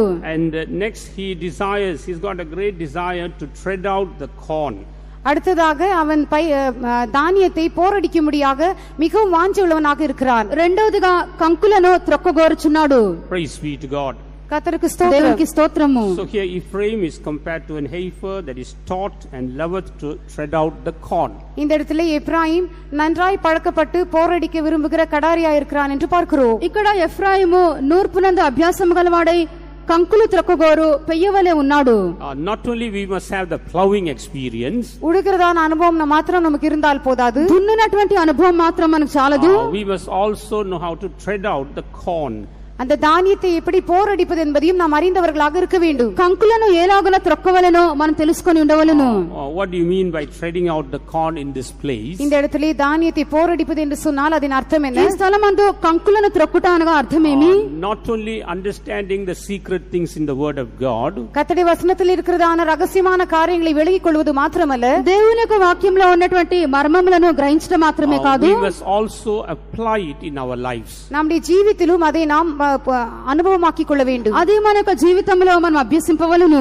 When we apply it in our lives, we can be ready for the coming of the Lord. நம்முடைய ஜீவித்திலே அதை நாம் பயிற்சிக்குள் கொண்டு வரும் பொழுது கர்த்தருடைய வருகைக்காக நாம் ஆயத்தப்படலாம். మన యొక్క జీవితంలో వాటిని అభ్యసించినప్పుడు ప్రభు యొక్క రాకడకై మనం సిద్ధపడగలము. When we apply it in our lives, that will bring hope in our lives. நம்முடைய ஜீவித்திலே அதை நாம் பயிற்சிக்குள் கொண்டு வரும் பொழுது நமக்குள்ளே ஒரு நம்பிக்கை உண்டாகும். అది మన యొక్క జీవితంలో అభ్యాసములను తెచ్చినప్పుడు మళ్ళీ నిరీక్షణ కలుగును. Saint Paul, when speaking about these experiences, பரிசுத்த பவுல் இப்படிப்பட்டதான அனுபவங்களை பற்றி பேசும்பொழுது, పరిశుద్ధ పౌలు ఇటు అనుభవములను గురించి మాట్లాడుచున్నప్పుడు 1 Corinthians 9 chapter verse 10, முதலாம் கொரிந்தியர் 9ஆம் அதிகாரம் 10ஆம் வசனத்திலே, మొదటి కొరింథీ 9వ అధ్యాయము 10వ వాక్యమునందు he says, he that ploweth and he that thresheth must do it with a hope. உழுகிறவன் நம்பிக்கையோட உழுவும், போரடிக்கிறவன் தான் நம்புகிறதில் பங்கடைய வேண்டும். దున్నువాడు ఆశతో దున్నవలెను, కళ్ళము త్రొక్కుచున్నవాడు పంటలో పాలు పొందినని ఆశతో లేక నిరీక్షణతో త్రొక్కింపవలెను. So whether we plow or thresh, it is with the hope that we are going to be ready for the coming of the Lord. நாம் உழும் பொழுது அல்லது போரடிக்கும் பொழுது கர்த்தருடைய வருகைக்காக நாம் ஆயத்தப்பட போகிறோம் என்கிறதான நம்பிக்கையோடு அப்படி செய்ய வேண்டும். కావున మనము దున్నినప్పటికి త్రొక్కినప్పటికి ఆశతో చేయుచున్నాము, అనగా ప్రభు యొక్క రాకడకై సిద్ధపడవలని నిరీక్షణతో చేయుచున్నాము. In our spiritual life, all that we do has got one thing, one aim, that is to get ready for the coming of the Lord. நம்முடைய ஆவிக்குரிய ஜீவிதத்திலே நாம் செய்கிறதான எல்லா காரியங்களுக்கும் ஒரே ஒரு நோக்கம் உண்டு, அதாவது கர்த்தருடைய வருகைக்காக நாம் ஆயத்தப்பட வேண்டும். మన యొక్క జీవితంలో మనం చేర్చినటువంటి ప్రతి దానికి ఒక ఉద్దేశం కలదు, అది ప్రభు యొక్క రాకడకు సిద్ధపడుట. Praise be to God. దేవునికి స్తోత్రము. I remember once, I told you earlier, once when I went to a place called Brunei. நான் ஏற்கனவே உங்களுக்கு இந்த விஷயத்தை சொல்லி இருக்கிறேன் என்று நினைக்கிறேன். బ్రూనై என்கிறதான இடத்திற்கு நான் சென்ற பொழுது, ముందుగానే విషయం చెప్పియనని అనుకొనుచున్నాను. నేను బ్రూనై అన్నటువంటి స్థలంకు వెళ్ళినప్పుడు there we came across a couple who were very good soul winners. அநேக ஆத்துமாக்களை சம்பாதிக்கிறதான ஒரு தம்பதிகளை நாங்கள் அந்த இடத்திலே சந்தித்தோம். మంచిగా ఆత్మలను సంపాదించినటువంటి దంపతులను చూచి ఉన్నాను. They were from Philippines. அவர்கள் பிலிப்பைன்ஸ் நாட்டை சேர்ந்தவர்களாக இருந்தார்கள். ఫిలిప్పైన్స్ దేశమునకు చెందినటువంటి వారు. Both the husband and wife were engineers by profession. கணவன் மனைவி இருவரும் இன்ஜினியராக இருந்தார்கள். వారిద్దరు కూడా ఉద్యోగమును బట్టి ఇంజనీర్లై ఉన్నారు. They told me that wherever God sent them, God used to give them many souls. கர்த்தர் அவர்களை அனுப்புகிறதான எல்லா இடங்களிலும் தேவன் அவர்களுக்கு अनेक ஆத்துமாக்களை தந்ததாக அவர்கள் சொன்னார்கள். ప్రభు తమను పంపినటువంటి ప్రతి స్థలంలో కూడా అనేక ఆత్మలను అనుగ్రహించినట్లుగా చెప్పిరి. And in every place they were able to establish a church. ஒவ்வொரு இடத்திலும் ஒரு சபையை அவர்கள் ஸ்தாபிக்க கூடியவர்களாக இருந்தார்கள். ప్రతి స్థలంలో కూడా ఒక సంఘమును వారు స్థాపింపగలిగిరి. But they asked me a question. ஆனால் ஒரு கேள்வி என்னிடத்தில் கேட்டார்கள். నాతో అడిగి ఉన్నారు. But we are quite puzzled why after starting a church normally a problem crops up and we have to leave that place. ஒவ்வொரு இடத்திலும் நாங்கள் சபையை ஆரம்பித்த பிற்பாடு ஒரு பிரச்சனை உண்டாகி நாங்கள் அந்த இடத்தை விட்டு நாங்கள் வேறு இடத்திற்கு செல்ல வேண்டியதாக வருகிறது. இதற்கு காரணம் என்ன என்று நாங்கள் கலக்கமடைந்திருக்கிறோம் என்று சொன்னார்கள். ప్రతి స్థలంలో కూడా ఒక సంఘమును ఆరంభించిన పిమ్మట ఏదో ఒక సమస్య లేచటను బట్టి ఆ యొక్క స్థలము మేము విడిచి వెళ్ళిపోవలసినది, ఇది చూచుటకు మాకు చాలా వింతగా ఉన్నదని అంటున్నారు. And I did not know what to answer them. அவர்களுக்கு என்ன பதில் சொல்ல வேண்டும் என்று நான் அறியாதவனாக இருந்தேன். వారికి ఏమని జవాబు ఇవ్వాలో నాకు తెలియకపోయాను. Then the Lord put this thought into me. அப்பொழுது இந்த சிந்தையை தேவன் எனக்குள்ளே வைத்தார். ప్రభు అప్పుడు ఇక తలంపు నాలో పెట్టును. I told them that you are treading or you are threshing without hope. நீங்கள் நம்பிக்கையற்றவர்களாக நீங்க போரடிக்கிறீர்கள், நீங்கள் உடுகிறீர்கள் என்று சொன்னீர். మీరు త్రొక్కుచున్నారు గాని ఆశ లేకుండా నిరీక్షణ లేకుండానే త్రొక్కుచున్నారు. You do not have an aim in your life. உங்களுடைய ஜீவிதத்திலே உங்களுக்கு சரியான குறிக்கோள் இல்லை என்று మీ యొక్క சொன்னீர். జీవితంలో మీకు గురే లేదని చెప్పి తిని So they asked me, that be so, what is your aim in your life? அப்படி இருக்கும் என்றால் உங்களுடைய ஜீவிதத்திலே உங்களுடைய குறிக்கோள் என்ன என்று அவர்கள் கேட்டார்கள். అప్పుడు వారు అలాగైనట్లయితే మీ జీవితంలో మీకున్నటువంటి గురి ఏమని చెప్పి వారు అడిగిరి. I told them my aim is to get ready for the coming of the Lord. என்னுடைய இலக்கு என்னவென்றால் கர்த்தருடைய வருகைக்காக ஆயத்தப்பட வேண்டும் என்பதே என்று நான் சொன்னேன். అయితే ప్రభు యొక్క రాకడకు సిద్ధపడటయే నాకు గురి అని చెప్పి తిని My aim is to prepare the church for the coming of the Lord. சபை கர்த்தருடைய வருகைக்காக ஆயத்தப்படுத்த வேண்டும் என்பதே என்னுடைய நோக்கமாக సంఘములో ప్రభు இருக்கிறது. యొక్క రాకడ కొరకు సిద్ధపరచటయే నా గురి అని చెప్పి తిని Without this aim, if we do anything, all things will turn out to be useless. இந்த நோக்கம், இந்த குறிக்கோள் இல்லாமல் நாம் எதை செய்தாலும் எல்லாமே பிரயோஜனமற்றதாக போகிவிடும். ఈ యొక్క గురి మనకు లేకుండా మనం ఏ కార్యం చేసినప్పటికీ అన్ని కూడా నిష్ప్రయోజనమే. Praise be to God. கர்த்தருக்கு దేవునికి ஸ்தோத்திரம். స్తోత్రము. So the heifer speaks about purification, plowing and treading. இந்த கிடாரியானது சுத்திகரிப்புக்கு அடையாளமாக இருக்கிறது, அது உடுகிறதற்கு அடையாளமாக இருக்கிறது, போரடிக்கிறதற்கு அடையாளமாக இருக்கிறது. కావున పెయ్య మొట్టమొదటిగా పవిత్రపరచబడుటకును తర్వాత దున్నుటకును మూడవదిగా కళ్ళం త్రొక్కుటకును సూచనగా ఉన్నది. These experiences are necessary for us to get ready for the coming of the Lord. கர்த்தருடைய வருகைக்காக நாம் ஆயத்தப்படும்படியாக இந்த அனுபவங்கள் நமக்கு தேவையாக ప్రభు యొక్క இருக்கிறது. రాకడకై సిద్ధపడుటకు ఈ అనుభవములన్నీ కూడా మనకు ఆవశ్యకము. And next we read about a she goat of 3 years. அடுத்ததாக 3 வயதுள்ளதான வெள்ளாட்டை பற்றி நாம் பார்க்கிறோம். తర్వాతగా 3 ఏండ్ల మేకను గురించి చూస్తున్నాము. In English it is mentioned about a she goat. ఆంగ్లంలో మనం చదివినప్పుడు అది ఆడు మేక అని వ్రాయబడి ఉన్నది. ஆங்கிலத்திலே ஒரு பெண் ஆடு என்று சொல்லப்பட்டிருக்கிறது. Praise be to God. கர்த்தருக்கு ஸ்தோத்திரம். దేవునికి స్తోత్రము. What does this she goat show? இந்த பெண் ஆடு எதற்கு அடையாளமாக இருக்கிறது? ఆడు మేక దేనికి సూచనగా ఉన్నది? And this she goat is also of 3 years. இந்த பெண் ஆடுக்கு 3 వయது. ఆడు మేక కూడా 3 ఏండ్లు. And the 3 years speaks about 3 experiences. இந்த 3 వయது 3 அனுபவங்களுக்கு அடையாளமாக இருக்கிறது. 3 ఏండ్లు 3 అనుభవములకు సూచనగా ఉన్నది. And when we turn to Proverbs chapter 27, நீதிமொழிகள் 27ஆம் அதிகாரத்துக்கு நாம் வரும்பொழுது సామెతలు 27వ అధ్యాయంకు వచ్చినప్పుడు in verse 26 we are able to read about these 3 experiences. இந்த 3 அனுபவங்களை பற்றி 26ஆம் வசனத்திலே நாம் பார்க்கிறோம். 26వ వాక్యమందు ఇక 3 అనుభవములను చూస్తున్నాము. ஆட்டுக்குட்டிகள் உனக்கு வஸ்திரத்தையும் கடாக்கள் வயல் வாங்கத்தக்க கிரயத்தையும் கொடுக்கும். The lambs are for thy clothing, and the goats are the price of the field. Further, 27ஆம் வசனம். வெள்ளாட்டுப்பால் உன் ஆகாரத்துக்கும் உன் வீட்டாரின் ஆகாரத்துக்கும் உன் வேலைக்காரிகளின் பிழைப்புக்கும் போதுமானபடி இருக்கும். And thou shalt have goats milk enough for thy food, for the food of thy household, and for the maintenance for thy maidens. so here the she goat will become food for thyself.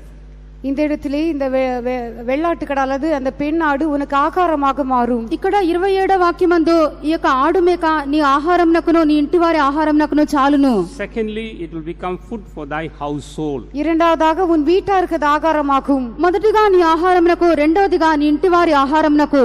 Thirdly, it will help us to maintain the maidens. மூன்றாவதாக நம்முடைய வேலைக்காரர்களின் பிழைப்புக்கு அது உதவும். మూడవదిగా నీకు పనకత్తుల జీవనమునకు అది చాలును.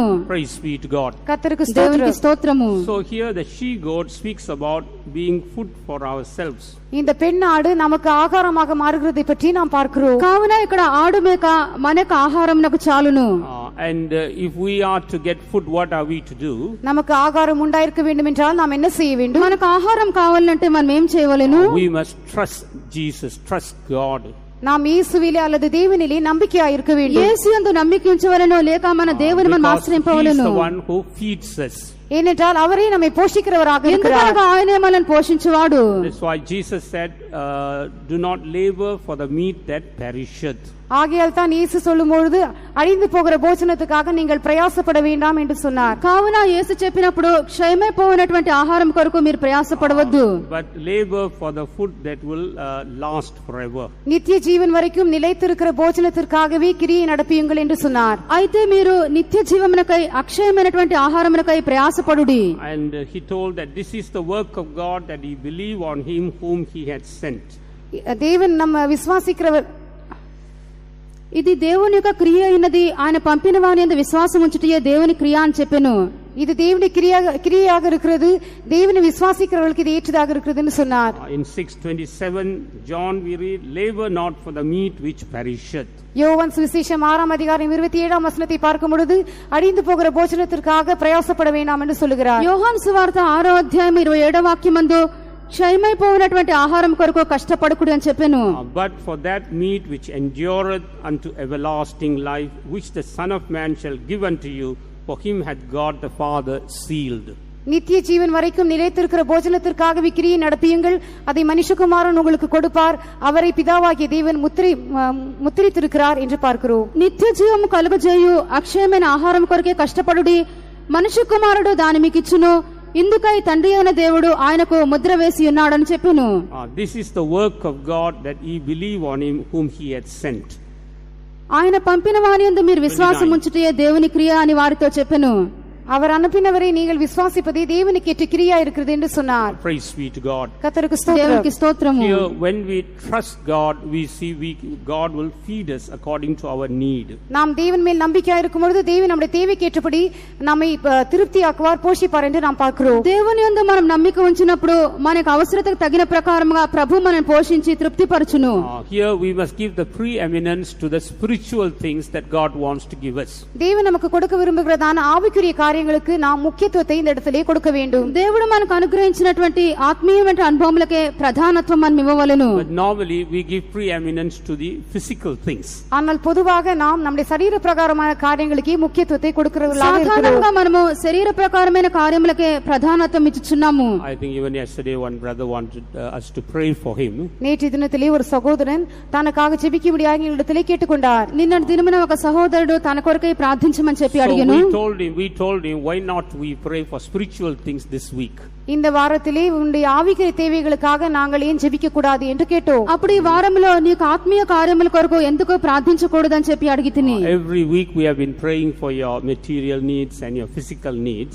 ஒவ்வொரு வாரமும் உங்களுடைய பொருள் சம்பந்தமான தேவைகளுக்காக, சரீர பிரகாரமான தேவைகளுக்காக நாங்கள் ஜெபித்துக் கொண்டே இருக்கிறோம். ప్రతి దినము కూడా నీకు శరీర ప్రకారమైనటువంటి అవసరతల కొరకు వస్తువుల కొరకే ప్రార్థించున్నాము. But this week we will keep aside to pray for only spiritual needs. ஆனால் இந்த வாரத்தை நாம் ஆவிக்குரிய காரியங்களுக்காக மாத்திரம் ஜெபிக்கும்படியாக ஒதுக்கி வைப்போம் என்று சொன்னேன். అయితే ఇక వారంలో నీ యొక్క ఆత్మీయ విషయముల కొరకే మనం ప్రార్థించదమని చెప్పితిని. We have to labor for the meat that will endure forever. நித்திய ஜீவ காலமாக நிலைத்திருக்கக்கூடியதான போஜனத்துக்காக நாம் பிரயாசப்படுவோம் என்று சொன்னேன். శాశ్వతంగా ఉండినటువంటి ఆహారం కొరకే మనం కష్టపడదామని చెప్పితిని. Praise be to God. கர்த்தருக்கு దేవునికి స్తోత్రము. Next we see we must be able to give food for our household. அடுத்ததாக நம்முடைய வீட்டாருக்கும் நாம் ஆகாரத்தை கொடுக்கக்கூடியவர்களாக இருக்க வேண்டும் என்று பார்க்கிறோம். రెండవదిగా మనకి ఇంటి వారికి కూడా మనం ఆహారం ఇవ్వవలెను. Our life must become food for others. நம்முடைய ஜீவியம் மற்றவர்களுக்கு ஆகாரமாக மாற మన வேண்டும். యొక్క జీవితమే ఇతరులకు ఆహారముగా మారవలెను. Our life must be an encouragement to others. நம்முடைய ஜீவியம் மற்றவர்களை உற்சாகமூட்டக்கூடியதாக இருக்க మన வேண்டும். యొక్క జీవితము ఇతరులకు ధైర్యపరచునట్టుగా ఉండవలెను. When others see us, they must be encouraged. மற்றவர்கள் நம்மை பார்க்கும் பொழுது உற்சாகம் அடைய வேண்டும். ఇతరులు మనం చూచినప్పుడు వారు ధైర్యపడవలెను. Our life must become food and strength for others. நம்முடைய ஜீவியமானது மற்றவர்களுக்கு ஆகாரமாகவும் பலனாகவும் மாற வேண்டும். మన యొక్క జీవితము ఇతరులకు అది జీవముగాను ఆహారముగాను మారవలెను. If you read for yourself what Job says, யோபு சொல்லுகிறதான காரியத்தை நாம் வாசிக்கும் பொழுது యోబు చెప్పినటువంటి విషయం మనం చదివినప్పుడు there he says he became eyes for those who were blind. குருடருக்கு நான் பார்வை அளிக்கிறவனாக ஆனேன் என்று சொல்லுகிறார். గుడ్డివానికి నేను కన్నుల వంటి వాడనైతిని. குருடருக்கு தானே நான் வந்து கண்ணா இருக்கிறேன்னு சொல்றார். He became eyes for the blind. குருடனுக்கு நான் கண்ணாக இருக்கிறேன் என்று சொல்லுகிறார். గుడ్డివానికి నేను కన్నుల వంటి వాడనైతిని. And for the lame he became strength. முடவனுக்கு அவன் பலனாக மாறினான். కుంటివారికి వారి యొక్క బలముగా నేను మారితిని. That is becoming food for others. இப்படித்தான் மற்றவர்களுக்காக அவன் போஜனமாக மாறினான். ఇదియే ఇతరులకు ఆహారముగా మారుట. Praise be to God. கர்த்தருக்கு ஸ்தோத்திரம். దేవునికి స్తోత్రము. And when St. Paul speaks about the New Testament church, பரிசுத்த பவுல் புதிய ஏற்பாட்டு சபையை பற்றி பேசும் பொழுது, పరిశుద్ధ పౌలు క్రొత్త నిబంధన సంఘమును గురించి when మాట్లాడినప్పుడు, he speaks about New Jerusalem, புதிய எருசலேமை பற்றி அவர் பேசும் பொழுது, నూతన యెరూషలేమును గురించి మాట్లాడినప్పుడు he gives a special term for that church of God. அந்த தேவனுடைய சபைக்கு ஒரு விசேஷமான ஒரு பதத்தை உபயோகிக்கிறார். ఆ యొక్క దేవుని సంఘమునకు ప్రత్యేకమైన పదం ఉపయోగించున్నాడు. In Galatians 4th chapter, கலாத்தியர் 4ஆம் அதிகாரத்திலே గలతీ 4వ అధ్యాయం నందు in verse 26 and 27 he says, this Jerusalem is from above and she is the mother of us all. 4ஆம் அதிகாரம் 26ஆம் 27ஆம் வசனங்களை வாசிக்கும் பொழுது மேலான எருசலேமோ சுயாதீனம் உள்ளவள், அவளே நம் எல்லாருக்கும் தாயானவள் என்று பார்க்கிறோம். గలతీ 4వ అధ్యాయము 26 27 వాక్యములు చదివినప్పుడు పైనున్న యెరూషలేము స్వతంత్రముగా ఉన్నది, అది మనకు తల్లి. This Jerusalem from above, she is free. மேலான எருசலேமோ சுயாதீனம் உள்ளவள், పైనున్న యెరూషలేము స్వతంత్రముగా ఉన్నది. If we are to become food for others, we must be free.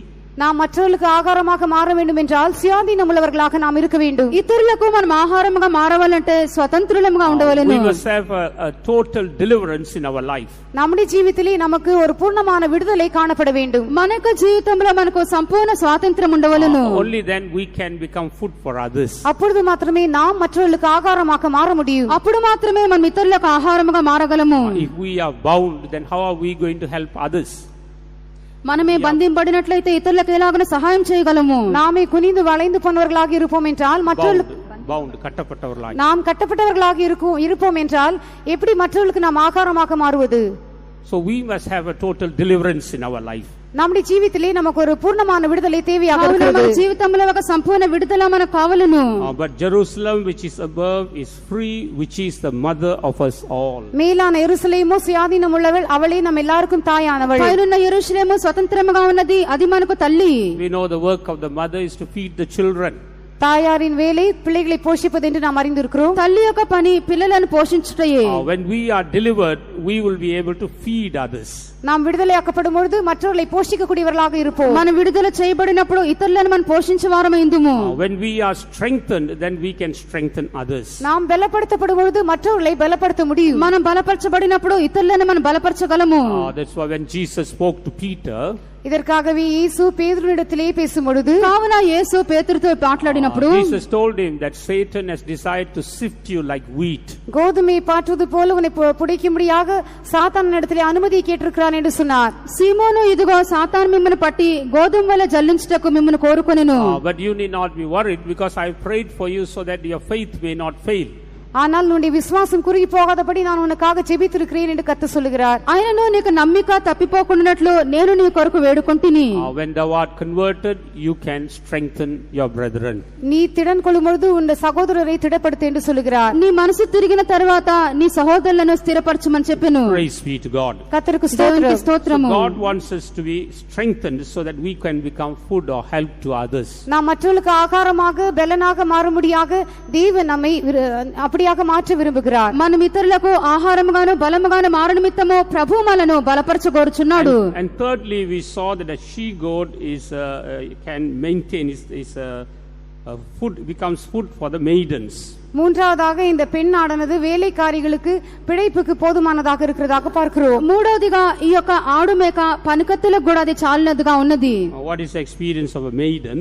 இந்த வேலைக்காரிகளின் அனுபவம் என்ன? పనికత్తుల యొక్క అనుభవం ఏమైనది? Psalms 123, 123ஆம் சங்கீதத்திலேயே நாம் பார்க்கும் பொழுது 123వ కీర్తనలో మనం చదివినప్పుడు in verse 2 we read that the eyes of the maidens are upon their mistresses. இரண்டாம் வசனத்திலே நாம் பார்க்கும் பொழுது வேலைக்காரியின் கண்கள் தங்கள் எஜமானின் மேல் இருக்கிறது. రెండవ వాక్యమందు చదివినప్పుడు దాసి కన్నులు తన యజమానురాలు చేతి తట్టు చూచున్నవి. This speaks about an experience of living by faith. இது விசுவாசத்தினால் ஜீவிக்கிறதான அனுபவத்துக்கு அடையாளமாக இருக்கிறது. ఇది విశ్వాసం చేత జీవించినటువంటి అనుభవంకు సూచనగా ఉన్నది. Here the psalmist says that so our eyes wait upon the Lord our God. இப்படி எங்கள் கண்களும் என் தேவனாகிய கர்த்தாவை உம்மேல் நோக்கமாக இருக்கிறது என்று சங்கீதக்காரன் சொல்லுகிறார். ఈలాగునే మా దేవుడైన యెహోవా కనికరించు మటుకు మా కన్నులు ఆయన తట్టే చూచున్నవి. Until that he have mercy upon us. அவர் எங்களுக்கு இரங்கும் வரையிலும் యెహోవా మనల్ని కరుణించు వరకు Till he shows mercy, our eyes must be fixed upon the Lord. கர்த்தர் நமக்கு இரக்கம் செய்யும் வரையிலும் நம்முடைய கண்கள் அவர் மேலேயே நோக்கமாக இருக்க வேண்டும். ప్రభు మనను కనికరించు మట్టుకు మన కన్నులు ప్రభు తట్టే చూడవలెను. Sometimes in our spiritual life we come to our wits end. சில சமயங்களிலே நம்முடைய ஆவிக்குரிய జీవితంలో நாம் என்ன செய்ய வேண்டும் என்று அறியாத நிலவரத்துக்கு வருகிறோம். కొన్నిసార్లు మన ఆత్మీయ జీవితంలో ఏమి చేయవాలని తెలియక నిరాశ చెందినటువంటి స్థితికి వచ్చేదము. All our ability, all our knowledge, our spiritual experiences are not able to help us. நம்முடைய திறமை, நம்முடைய எல்லா விதமான அறிவு, நம்முடைய எல்லா ஆவிக்குரிய அனுபவங்களும் நமக்கு உதவி செய்ய முடியாமல் போகிறது. మన యొక్క సామర్థ్యము, మన యొక్క వివేకము ఏది కూడా మనకు సహాయం చేయలేకపోవును. At that time, what should we do? அப்பொழுது நாம் என்ன செய்ய ఆ வேண்டும்? సమయంలో మనం ఏం చేయవలెను? Our eyes must be fixed upon the Lord. நம்முடைய கண்கள் தேவன் மேல் நோக்கமாய் இருக்க வேண்டும். మన యొక్క కన్నులు మన యొక్క దేవుని మీదనే కేంద్రీకరింపవలెను. Till we receive mercy from the Lord, we should not take our eyes away from Him. நாம் தேவனிடத்திலிருந்து இரக்கம் பெற்றுக்கொள்ளும் வரையிலும் நம்முடைய கண்களை அவரை விட்டு நாம் மாற்றக்கூடாது. మన యొక్క దేవుడు మనల్ని కరుణించినంత మట్టుకు మన కన్నులు మన ప్రభు తట్టు నుండి తీయకూడదు. Praise be to God. கர்த்தருக்கு దేవునికి ஸ்தோத்திரம். స్తోత్రము. Therefore, let us have these three experiences of a she goat. ஆகையால் இந்த பெண் ஆட்டின் 3 அனுபவங்களையும் நாம் உடையவர்களாக இருப்போமாக. కావున ఈ ఆడు మేక యొక్క 3 అనుభవములు మనం కలవారమైందము. If that be so, surely we will be able to receive that inheritance. அப்படியானால் நிச்சயமாகவே அந்த சுதந்திரத்தை நாம் பெற்றுக்கொள்வோம். అలాగైతే నిశ్చయముగా యొక్క స్వాస్థ్యం మనం పొందుకొనగలము. And thirdly, we read about a ram of 3 years. மூன்றாவதாக 3 வயது ஆட்டுக்கடாவை பற்றி பார்க்கிறோம். మూడోదిగా 3 ఏండ్ల పొట్టేళ్లు గురించి చూస్తున్నాము. Here the 3 years again speaks about 3 experiences. இந்த இடத்திலே மறுபடியுமாக 3 வருடங்கள் என்று சொல்லும் பொழுது 3 அனுபவங்களுக்கு அடையாளமாக இருக்கிறது. ఇక్కడ 3 ఏండ్లనగా మరలా 3 అనుభవములు ఉన్నవి. First we read that this ram was used as a burnt offering. முதலாவதாக இந்த ஆட்டுக்கடா దహన బలిயாக ఉపయోగించబడ్డதாக நாம் பார்க்கிறோம். మొట్టమొదటిగా ఇక పొట్టేలు సర్వాంగ దహన బలిగా ఉపయోగించబడి ఉన్నది. In Leviticus 8:18 we read that it was used as a burnt offering. லேவியராகமம் 8ஆம் அதிகாரம் 18ஆம் வசனத்தை நாம் வாசிக்கும் பொழுது அது சர்வாங்க தகன பலியாக உபயோగించబడ్డதாக பார்க்கிறோம். లేవియాకాండము 8వ అధ్యాయము 18వ వాక్యం చదివినప్పుడు ఈ యొక్క పొట్టేలు దహన బలిగా ఉపయోగించబడి ఉన్నది. The second experience of this ram, இந்த ஆட்டுக்கடாவின் இரண்டாவது அனுபவம், ఈ పొట్టేలు యొక్క రెండో అనుభవము, it was used as a ram of consecration. அது பிரதிஷ்டையின் ஆட்டுக்கடாவாக உபயோగించబட்டது. అది ప్రతిష్ఠితమైనటువంటి పొట్టేలుగా ఉపయోగించబడి ఉన్నది. Leviticus 8 chapter verse 22, லேவியராகமம் 8ஆம் அதிகாரம் 22ஆம் வசனத்திலே, లేవియాకాండము 8వ అధ్యాయము 22వ వాక్యమందు we read that it was used as a ram of consecration. பிரதிஷ்டைப்படுத்துவதற்குரியதான ஆட்டுக்கடாவாக உபயோగించబட்டதாக பார்க்கிறோம். ఈ పొట్టేళ్లు ప్రతిష్ఠితమైనటువంటి పొట్టేళ్లు అయినది. So both this burnt offering and this ram of consecration was used when the priest was dedicated. இந்த சர்வாங்க தகன பலியும் இந்த பிரதிஷ்டைப்படுவதற்குரியதான ஆட்டுக்கடா இரண்டும் அந்த பிரதான ஆசாரியன் பிரதிஷ்டை செய்யப்படுகிறதான சந்தர்ப்பத்திலே உபயோகிக்கப்பட்டது. యాజకుడు ప్రతిష్ఠించబడినటువంటి వేళలోనే దహన బలిగా అర్పించే పొట్టేళ్లు ఇక ప్రతిష్ఠితమైనటువంటి పొట్టేళ్లు రెండును ఉపయోగించబడి ఉన్నవి. This speaks about serving God. இது தேவனுக்கு ஊழியம் செய்வதற்கு அடையாளமாக இருக்கிறது. ఇది దేవునికి సేవ చేయుటకు సూచనగా ఉన్నది. If we are to attain that inheritance that God has for us, தேவன் நமக்காக வைத்திருக்கிறதான சுதந்திரத்தை நாம் பெற்றுக்கொள்ள வேண்டும் என்றால், దేవుడు మన కొరకు ఉంచినటువంటి స్వాస్థ్యం మనం పొందుకొనుటకు we must serve God. நாம் தேவனுக்கு சேவை செய்ய வேண்டும். మన దేవునికి మనం సేవ చేయవలెను. We can serve God as believers and we can serve God as servants of God. நாம் விசுவாசிகளாக இருந்து தேவனுக்கு ஊழியம் செய்யலாம், கர்த்தருடைய ஊழியக்காரர்களாக இருந்தும் தேவனுக்கு ஊழியம் செய்யலாம். విశ్వాసులుగా ఉండి సేవ చేయవచ్చును, దేవుని పరిచారకులుగా ఉండి సేవ చేయవచ్చును. According to our calling we have to serve God. நம்முடைய அழைப்புக்கு ஏற்ற விதமாக நாம் தேவனுக்கு ஊழியம் మన செய்ய வேண்டும். పిలుపునకు తగినట్లుగా మన దేవునికి సేవ చేయవలెను. We must offer ourselves as a burnt offering. நம்மை நாமே சர்வாங்க தகன பலியாக நாம் ஒப்புக்கொடுக்க మనల్ని வேண்டும். మనమే దహన బలిగా అర్పించుకొనవలెను. Burnt offering, we see everything is burnt and nothing is left over. சர்வாங்க தகன பலியிலே எல்லாம் சுட்டெரிக்கப்பட்டுவிடும், அதிலே ஒன்று மீதியாய் இருக்காது என்று దహన பார்க்கிறோம். బలిలో పూర్తిగా అన్ని కూడా దహించబడినది, ఏది కూడా మిగల్చబడలేదు. Let us offer ourselves as a burnt offering. நம்மை நாமே சர்வாங்க தகன பலியாக ஒப்புக்கொடுப்போமாக. మనల్ని మనమే దహన బలిగా అర్పించుకొనిదము. And secondly, we saw it's a ram of consecration. இரண்டாவதாக அது பிரதிஷ்டைக்குரியதான ஆட்டுக்கடா என்று பார்க்கிறோம். రెండవదిగా అది ప్రతిష్ఠితమైన పొట్టేళ్లు. And what do we understand from this?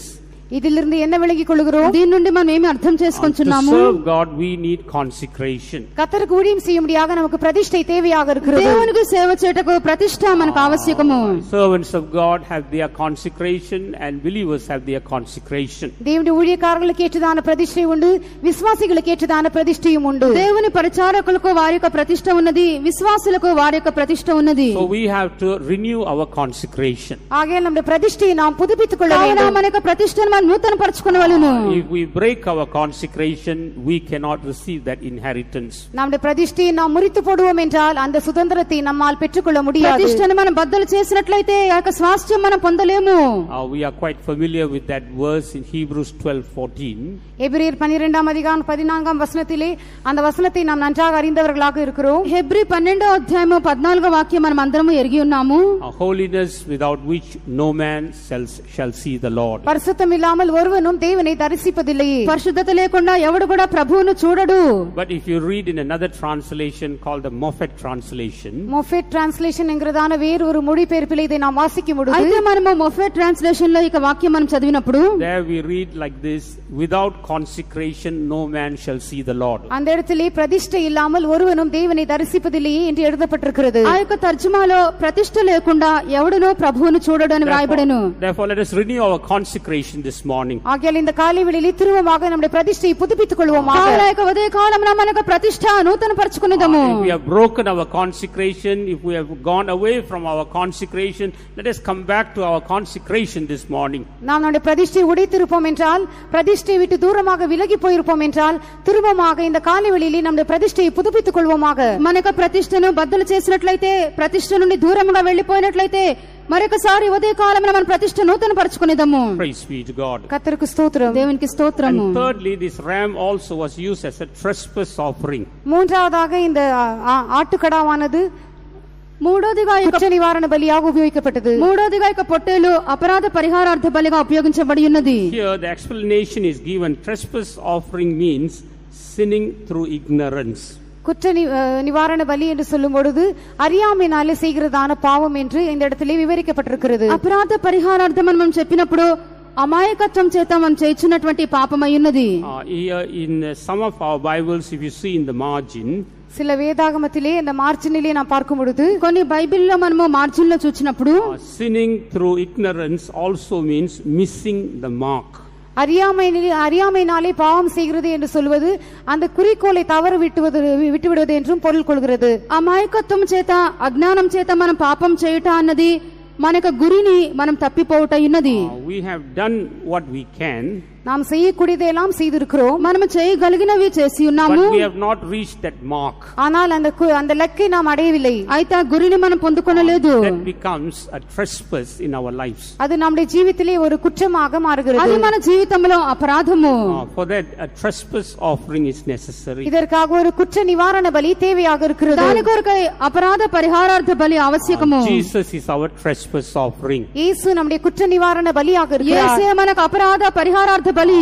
When we see our weakness, our shortcomings, நம்முடைய బలహీనங்களையும் நம்முடைய కుறைகளையும் நாம் பார்க்கும் பொழுது మన బలహీనతలు మన కొరతలు మనం చూచినప్పుడు we must look at the trespass offering, the Lord Jesus Christ. நம்முடைய குற்ற நிவாரண பலியாகிய கர்த்தராகிய இயேசு கிறிஸ்துவை நாம் நோக்கி பார்க்க வேண்டும். మన అపరాధ పరిహారార్థ బలి అయిన యేసు తట్టే మనం చూడవలెను. In him we see all perfection. அவரிலே எல்லா விதமான பூரணமும் காணப்படுகிறது. ఆయనలో మనము సర్వ సంపూర్ణత చూచున్నాము. When we look at him, we can draw from that perfection. நாம் அவரை நோக்கி பார்க்கும் பொழுது அந்த பூரணத்தை நாமும் பெற்றுக்கொள்ளலாம். ఆయన తట్టు మనం చూచినప్పుడు ఆ యొక్క సంపూర్ణతలో నుండి మనము కూడా తీసుకొనగలము. That's why in Romans 8th chapter when we read, இதற்காகவே ரோமர் 8ஆம் அதிகாரத்திலே நாம் பார்க்கும் பொழுது రోమా 8వ అధ్యాయం నందు మనం చదివినప్పుడు who is he that condemneth? நம்மை குற்றம் சாட்டுகிறவன் யார்? శిక్ష విధించువాడు ఎవడు? It is Christ that died. கிறிஸ்து மரித்தார்.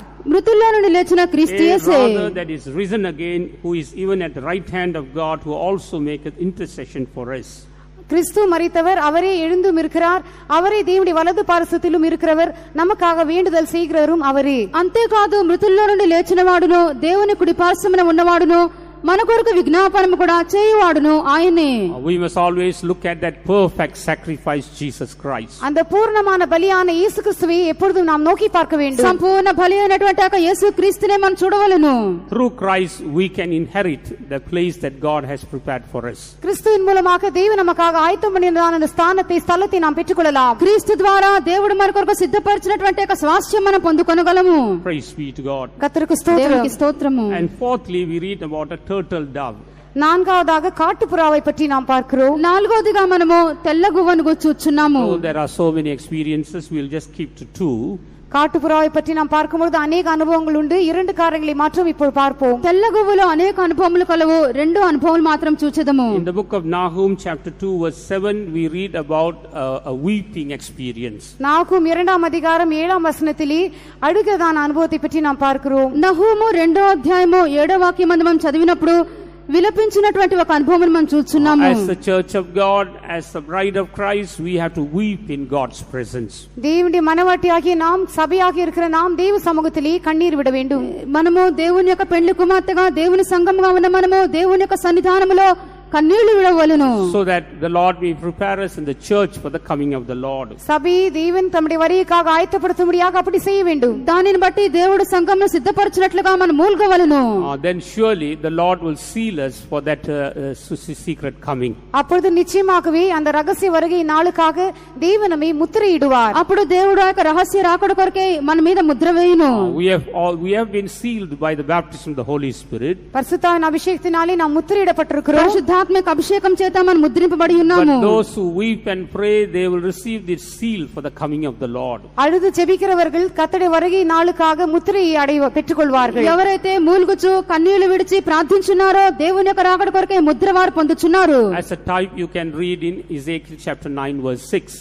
எசேக்கியேல் 9ஆம் அதிகாரம் 6ஆம் வசனத்திலே இதை பற்றி இதற்கு அடையாளமாக சொல்லப்பட்டதான காரியத்தை பார்க்கலாம். యెహెజ్కేలు 9వ అధ్యాయము 6వ వాక్యమందు ఇక గురుతును గురించి మనం చూస్తున్నాము. Therefore let us continue to be in God's presence and weep. ஆகையால் தேவ சமூகத்திலே நாம் தொடர்ந்து ஜெபிக்கும்படியாக அழும்படியாக பிரயாசப்படுவோமாக. కావున కొనసాగించి దేవుని యొక్క సన్నిధానములో ఉండి ఏడ్చుచు మనం ప్రార్థించెదము. In Song of Solomon chapter 2 verse 11, உன்னத பாட்டு 2ஆம் அதிகாரம் 11ஆம் வசனத்திலே పరమగీతము 2వ అధ్యాయము 11వ వాక్యం నందు there we read about the voice of these turtle doves. இந்த இடத்திலே இந்த காட்டுப்புறாவின் சத்தத்தை பற்றி எழுதப்பட்டிருக்கிறது. అక్కడ ఇక అడవి పావురం యొక్క స్వరం మనకు వినబడుచున్నది. What's the reason for them to make such a joyful noise? இந்த காட்டுப்புறா இப்படியாக சந்தோஷத்தோடு சத்தம் விடுகிறதுக்கு காரணம் என்ன? అడవి పావురము ఇలాగన సంతోషంతో కేకలు వేట కారణమేమి? Because spring has come. Vasanta kalam. வசந்த காலம் வந்திருக்கிறபடினால் அவைகள் சத்தம் இடுகிறது. ఎందుకనగా వసంత కాలము వచ్చి ఉన్నది. A time where the flower blossoms. புஷ்பங்கள் பூமியிலே காணப்படுகிறதான పువ్వులు காலம். వికసించుచు ఉన్నవి. That speaks about giving out the sweet fragrance of Christ. கிறிஸ்துவின் அந்த சுகந்த வாசனை வீசக்கூடியதான அனுபவத்தை இது అది காட்டுகிறது. క్రీస్తు యొక్క పరిమళ వాసన వీచు While అనుభవమైనది. on this earth we are expected to give that sweet fragrance to others. நாம் இந்த பூமியில் இருக்கும் பொழுது மற்றவர்களுக்கு அந்த சுகந்த வாசனையை வீசக்கூடியவர்களாக இருக்க ఇక வேண்டும். భూమి మీద మనం ఉండినప్పుడు ఇతరులకు ఆ యొక్క పరిమళ వాసన మనం వీచవలెను. We must become the savor of Christ. நாம் கிறிஸ்துவின் வாசனையாக மாற வேண்டும். క్రీస్తు యొక్క సువాసనగా మారవలెను. Praise be to God. கர்த்தருக்கு దేవునికి ஸ்தோத்திரம். స్తోత్రము. And finally we read a young pigeon.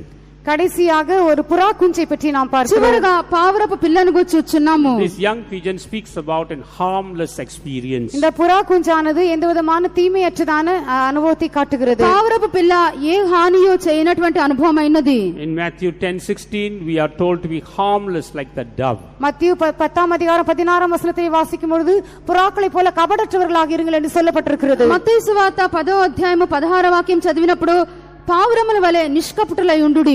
In 1 Corinthians 14 verse 20 we are told to be like children without malice. முதலாம் கொரிந்தியர் 14ஆம் அதிகாரம் 20ஆம் வசனத்திலே பார்க்கும்போது குழந்தைகளைப் போல நாம் துர்க்குணம் இல்லாதவர்களாக காணப்பட வேண்டும் என்று சொல்லப்படுகிறது. మొదటి కొరింథీ 14వ అధ్యాయము 20వ వాక్యమందు మనం శిశువుల వలె దుష్టత్వము లేని వారం ఉండవలెను. Speaks about a harmless experience. இது குற்றமற்றதான அனுபவத்திற்கு அடையாளமாக இருக்கிறது. ఒక నిష్కపటమైన హాని చేయనటువంటి అనుభవమైనది.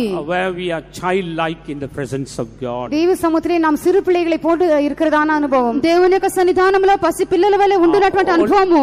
Only such people can become the man child. இப்படிப்பட்டவர்கள் மாத்திரமே ஆண் பிள்ளையாக மாற முடியும். అట్టివారు మాత్రమే మగ శిశువుగా మారగలరు. Only such people can inherit New Jerusalem and Zion. அப்படிப்பட்டவர்கள் மாத்திரமே புதிய எருசலேம் சீயோனை சுதந்தரித்துக் கொள்ள முடியும். అట్టివారు మాత్రమే నూతన యెరూషలేమును సియోను స్వతంత్రించుకొనగలరు. Here we read that Abraham offered all these sacrifices. இந்த இடத்திலே ஆபிரகாம் இந்த பலிகளை எல்லாம் செலுத்தினதாக பார்க்கிறோம். ఇక్కడ అబ్రహాము ఇక బలులన్నీ కూడా చెల్లించి ఉన్నాడు. And as those sacrifices were laid there, we see the fowls came to eat them up.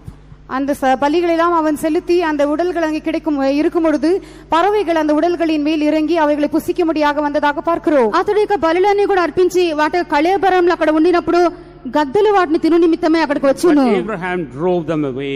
ஆனால் ஆபிரகாம் அவைகளை துரத்தி ఆ விட்டான். గద్దలను Abraham What తోలివేసెను. does that show? இது எதற்கு ఇది அடையாளமாக దేనిని இருக்கிறது? సూచించున్నది? Fowls here shows the thoughts, the defiling thoughts. பறவைகள் என்று சொல்லும் பொழுது நம்மை தீட்டுப்படுத்தக்கூடியதான சிந்தனைகளுக்கு அடையாளமாக ఇక్కడ இருக்கிறது. గద్దలని చెప్పినప్పుడు అపవిత్రమైనటువంటి తలంపులకు సూచనగా ఉన్నది. That's why in 2 Corinthians 11:2 we read St. Paul says that I fear lest your mind will be corrupted from the simplicity that is in Christ Jesus. ஆகையால் தான் 2 கொரிந்தியர் 11 அதிகாரம் 3 வசனத்திலே பார்க்கும் பொழுது உங்கள் மனதும் கிறிஸ்துவை பற்றிய உண்மையை நின்று விலக்கும்படி கெடுக்கப்படுமோ என்று பயந்திருக்கிறேன் என்று சொல்கிறார். కావున పరిశుద్ధ పౌలు 2 కొరింథీ 11వ అధ్యాయం 3వ వాక్యమందు మీకు మనసులు చెరపబడి క్రీస్తు యేడలున్న సరళత నుండి పవిత్రత నుండి ఎట్లైనా తొలగిపోవునేమో అని భయపడుచున్నాను. But here we read Abraham drove out all those evil thoughts. ஆனால் இந்த இடத்திலே அப்படிப்பட்டதான பொல்லாத சிந்தனைகளை எல்லாம் ஆபிரகாம் விரட்டி விட்டதாக நாம் பார்க்கிறோம். అయితే అబ్రహాము యొక్క దుష్ట తలంపులను కూడా తోలివేసి ఉన్నాడు.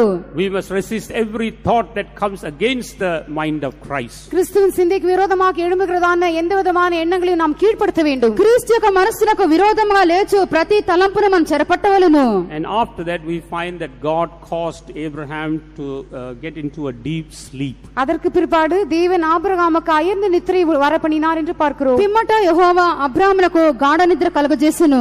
This deep sleep speaks about perfect rest in our lives. இந்த அயர்ந்த நித்திரை என்பது நம்முடைய ஜீவிதத்திலே பூர்ணமான இளைப்பாறுதலுக்கு அடையாளமாக இருக்கிறது. గాఢ నిద్ర మన యొక్క జీవితంలో సంపూర్ణ విశ్రాంతికి సూచనగా ఉన్నది. We are not troubled as to how we are going to attain that inheritance. அந்த சுதந்திரத்தை எப்படி பெற்றுக்கொள்ள போகிறோம் என்று நாம் கலக்கமுற்றவர்களாக இருப்பதில்லை. ఆ యొక్క స్వాస్థ్యమును ఎలాగ పొందుకొందుమని చెప్పి కలవరపడము. We are able to trust God and rest in God. நாம் தேவனிலே நம்பிக்கையா இருந்து அவரிலே இளைப்பாறக்கூடியவர்களாக இருக்கிறோம். దేవుని యందు మన నమ్మిక ఉంచి ఆయనలోనే మనం విశ్రాంతి పొందుదుము. Then we see a smoking furnace and a burning lamb went through the sacrifices. அதற்கு பிற்பாடு அந்த பலியின் மத்தியிலே ஒரு దానికి పిమ్మట మనం చదువుచున్నప్పుడు రాజుచున్నటువంటి పొయ్యయు అగ్ని జ్వాలయు కనబడి ఆ ఖండముల మధ్య నడిచిపోయెను. So what does the smoking furnace show? இந்த எரிக்கிற அக்கினி சூளை எதற்கு அடையாளமாக இருக்கிறது? రాజుచున్నటువంటి పొయ్యి దేనికి సూచనగా ఉన్నది? Smoking furnace speaks about the guidance of the Holy Spirit. புகைக்கிற சூளை என்பது பரிசுத்தாவின் நடத்திப்புக்கு அடையாளமாக இருக்கிறது. రాజుచున్నటువంటి పొయ్య పరిశుద్ధాత్మక నడిపింపుకు సూచనగా ఉన్నది. Burning lamb speaks about guidance through the word of God. எரிக்கிறதான அக்கினி ஜுவாலை அது தேவனுடைய வசனத்தினாலே உண்டாகிற நடத்திப்பை காட்டுகிறது. దేవుని వసనத்தினால் உண்டாகிறதான நடத்திப்பை காட்டுகிறது. అగ్ని జ్వాల అని చెప్పినది దేవుని యొక్క వాక్యం ద్వారా కలుగు నడిపింపు. We have to be guided by the Holy Spirit and the word of God. நாம் பரிசுத்தாவியானவராலும் தேவனுடைய வசனத்தினாலும் வழி நடத்தப்பட வேண்டும். పరిశుద్ధాత్మ చేతను దేవుని యొక్క వాక్యం చేతను నడిపించబడవలెను. Then surely we will reach our inheritance. அப்பொழுது நிச்சயமாகவே நம்முடைய சுதந்திரத்தை நாம் பெற்றுக்கொள்வோம். అప్పుడు నిశ్చయముగా మన యొక్క స్వాస్థ్యం మనం పొందగలము. Here God made a covenant with Abraham.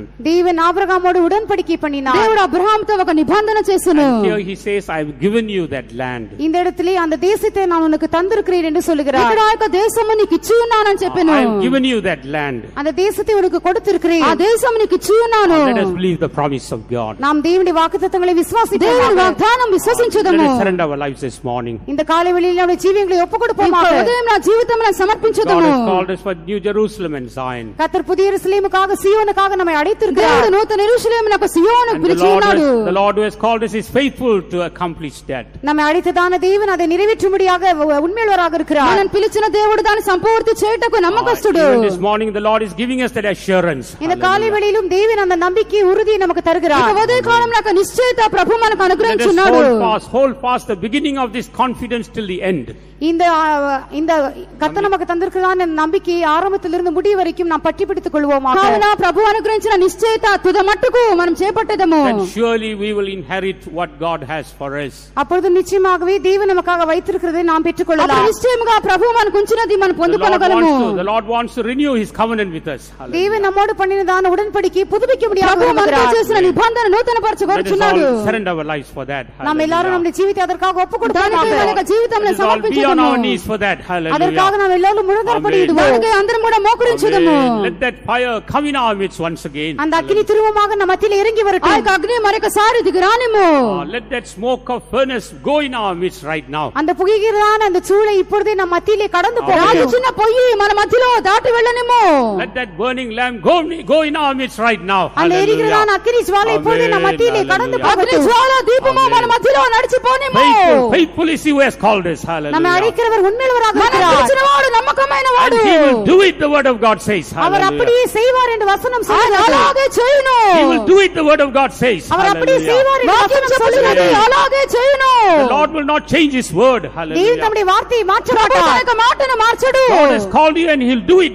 தேவன் Hallelujah. உங்களை அழைத்திருக்கிறார், அவர் அப்படியே செய்வார். ప్రభు పిలిచి ఉన్నాడు, అలాగే చేయును. He has chosen you and he will do it. Our Hallelujah. உங்களை தெரிந்து கொண்டிருக்கிறார், அப்படியே Amen. செய்வார். ఆయన ఏర్పరచుకొని ఉన్నాడు, Amen. అలాగే Let us all చేయును. surrender our lives. நம்முடைய ஜீவியங்களை Hallelujah. మన జీవితాలను Hallelujah. Let సమర్పించదము. us receive the anointing from the presence of God. தேவ சமூகத்தில் Hallelujah. அபிஷேகத்தை దేవుని பெற்றுக்கொள்வார்கள். సన్నిధానంలో అభిషేకం Let us be పొందుదాము. quickened by the power of God. தேவனுடைய வல்லமையினாலே Hallelujah. உயிர்ப்பிக்கப்படுவார்கள். దేవుని సన్నిధి చేత జీవింపచేయబడదుము. Amen. Let us rejoice in the presence of God. தேவ சமூகத்திலே களிகூர்ந்து దేవుని సన్నిధిలో సంతోషించదము. Hallelujah. Hallelujah. Hallelujah. Hallelujah. Hallelujah. Hallelujah. Hallelujah. Hallelujah. Hallelujah. Hallelujah. Hallelujah. Hallelujah. Hallelujah. Hallelujah. Hallelujah. Hallelujah. Nabalana balana bakatyara nabalana. Amen. Hallelujah. Hallelujah. Hallelujah. Hallelujah. Hallelujah. Hallelujah. Hallelujah. Hallelujah. Hallelujah. Hallelujah. ஒளியில் Hallelujah. இலங்கும் சுத்தர்களுடனே இடியோனிலகோர் பங்களித்தவரே. ஒளியில் இலங்கும் சுத்தர்களுடனே இடியோனிலகோர் பங்களித்தவரே. பரிசுத்தம் செய்யப்பட்டவருடனே நம் சுதந்திரம் நாம் பெறச் செய்யுமே. பரிசுத்தம் செய்யப்பட்டவருடனே நம் சுதந்திரம் நாம் பெறச் செய்யுமே. பரிசுத்தம் செய்யப்பட்டவருடனே நம் சுதந்திரம் நாம் பெறச் செய்யுமே. பரிசுத்தம் செய்யப்பட்டவருடனே நம் சுதந்திரம் நாம் பெறச் செய்யுமே. பரிசுத்தம் செய்யப்பட்டவருடனே Hallelujah. நாம் பெறச் செய்யுமே. பரிசுத்தம் செய்யப்பட்டவருடனே நம் சுதந்திரம் நாம் பெறச் செய்யுமே. பரிசுத்தம் செய்யப்பட்டவருடனே நம் சுதந்திரம் நாம் பெறச் செய்யுமே.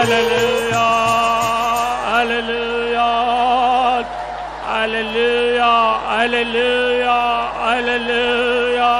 Rabakara balana balana balana. Amen. Hallelujah. Hallelujah. Hallelujah. Hallelujah. Hallelujah. Hallelujah. Oh, riya balana bakatyara na bakara balana balana. Amen. Hallelujah. Hallelujah. Hallelujah. Hallelujah. Hallelujah. Hallelujah. Hallelujah. Riya balana balana balana balana.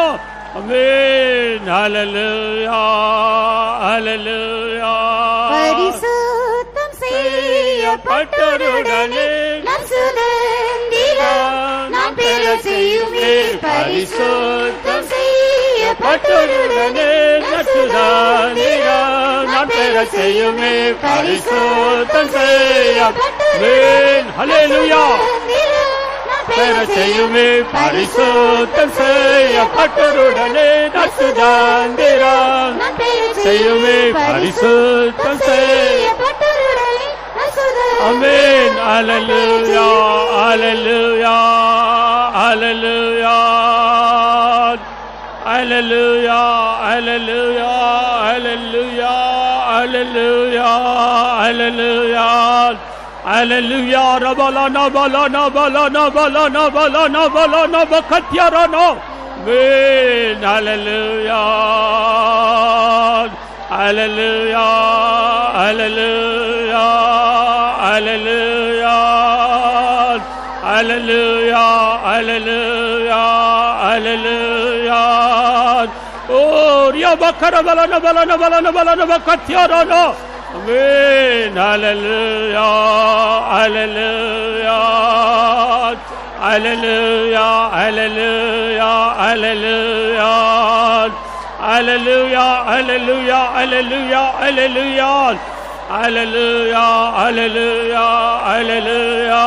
Hallelujah. Hallelujah. Hallelujah. Rabalana balana balana balana balana balana. Amen. Hallelujah.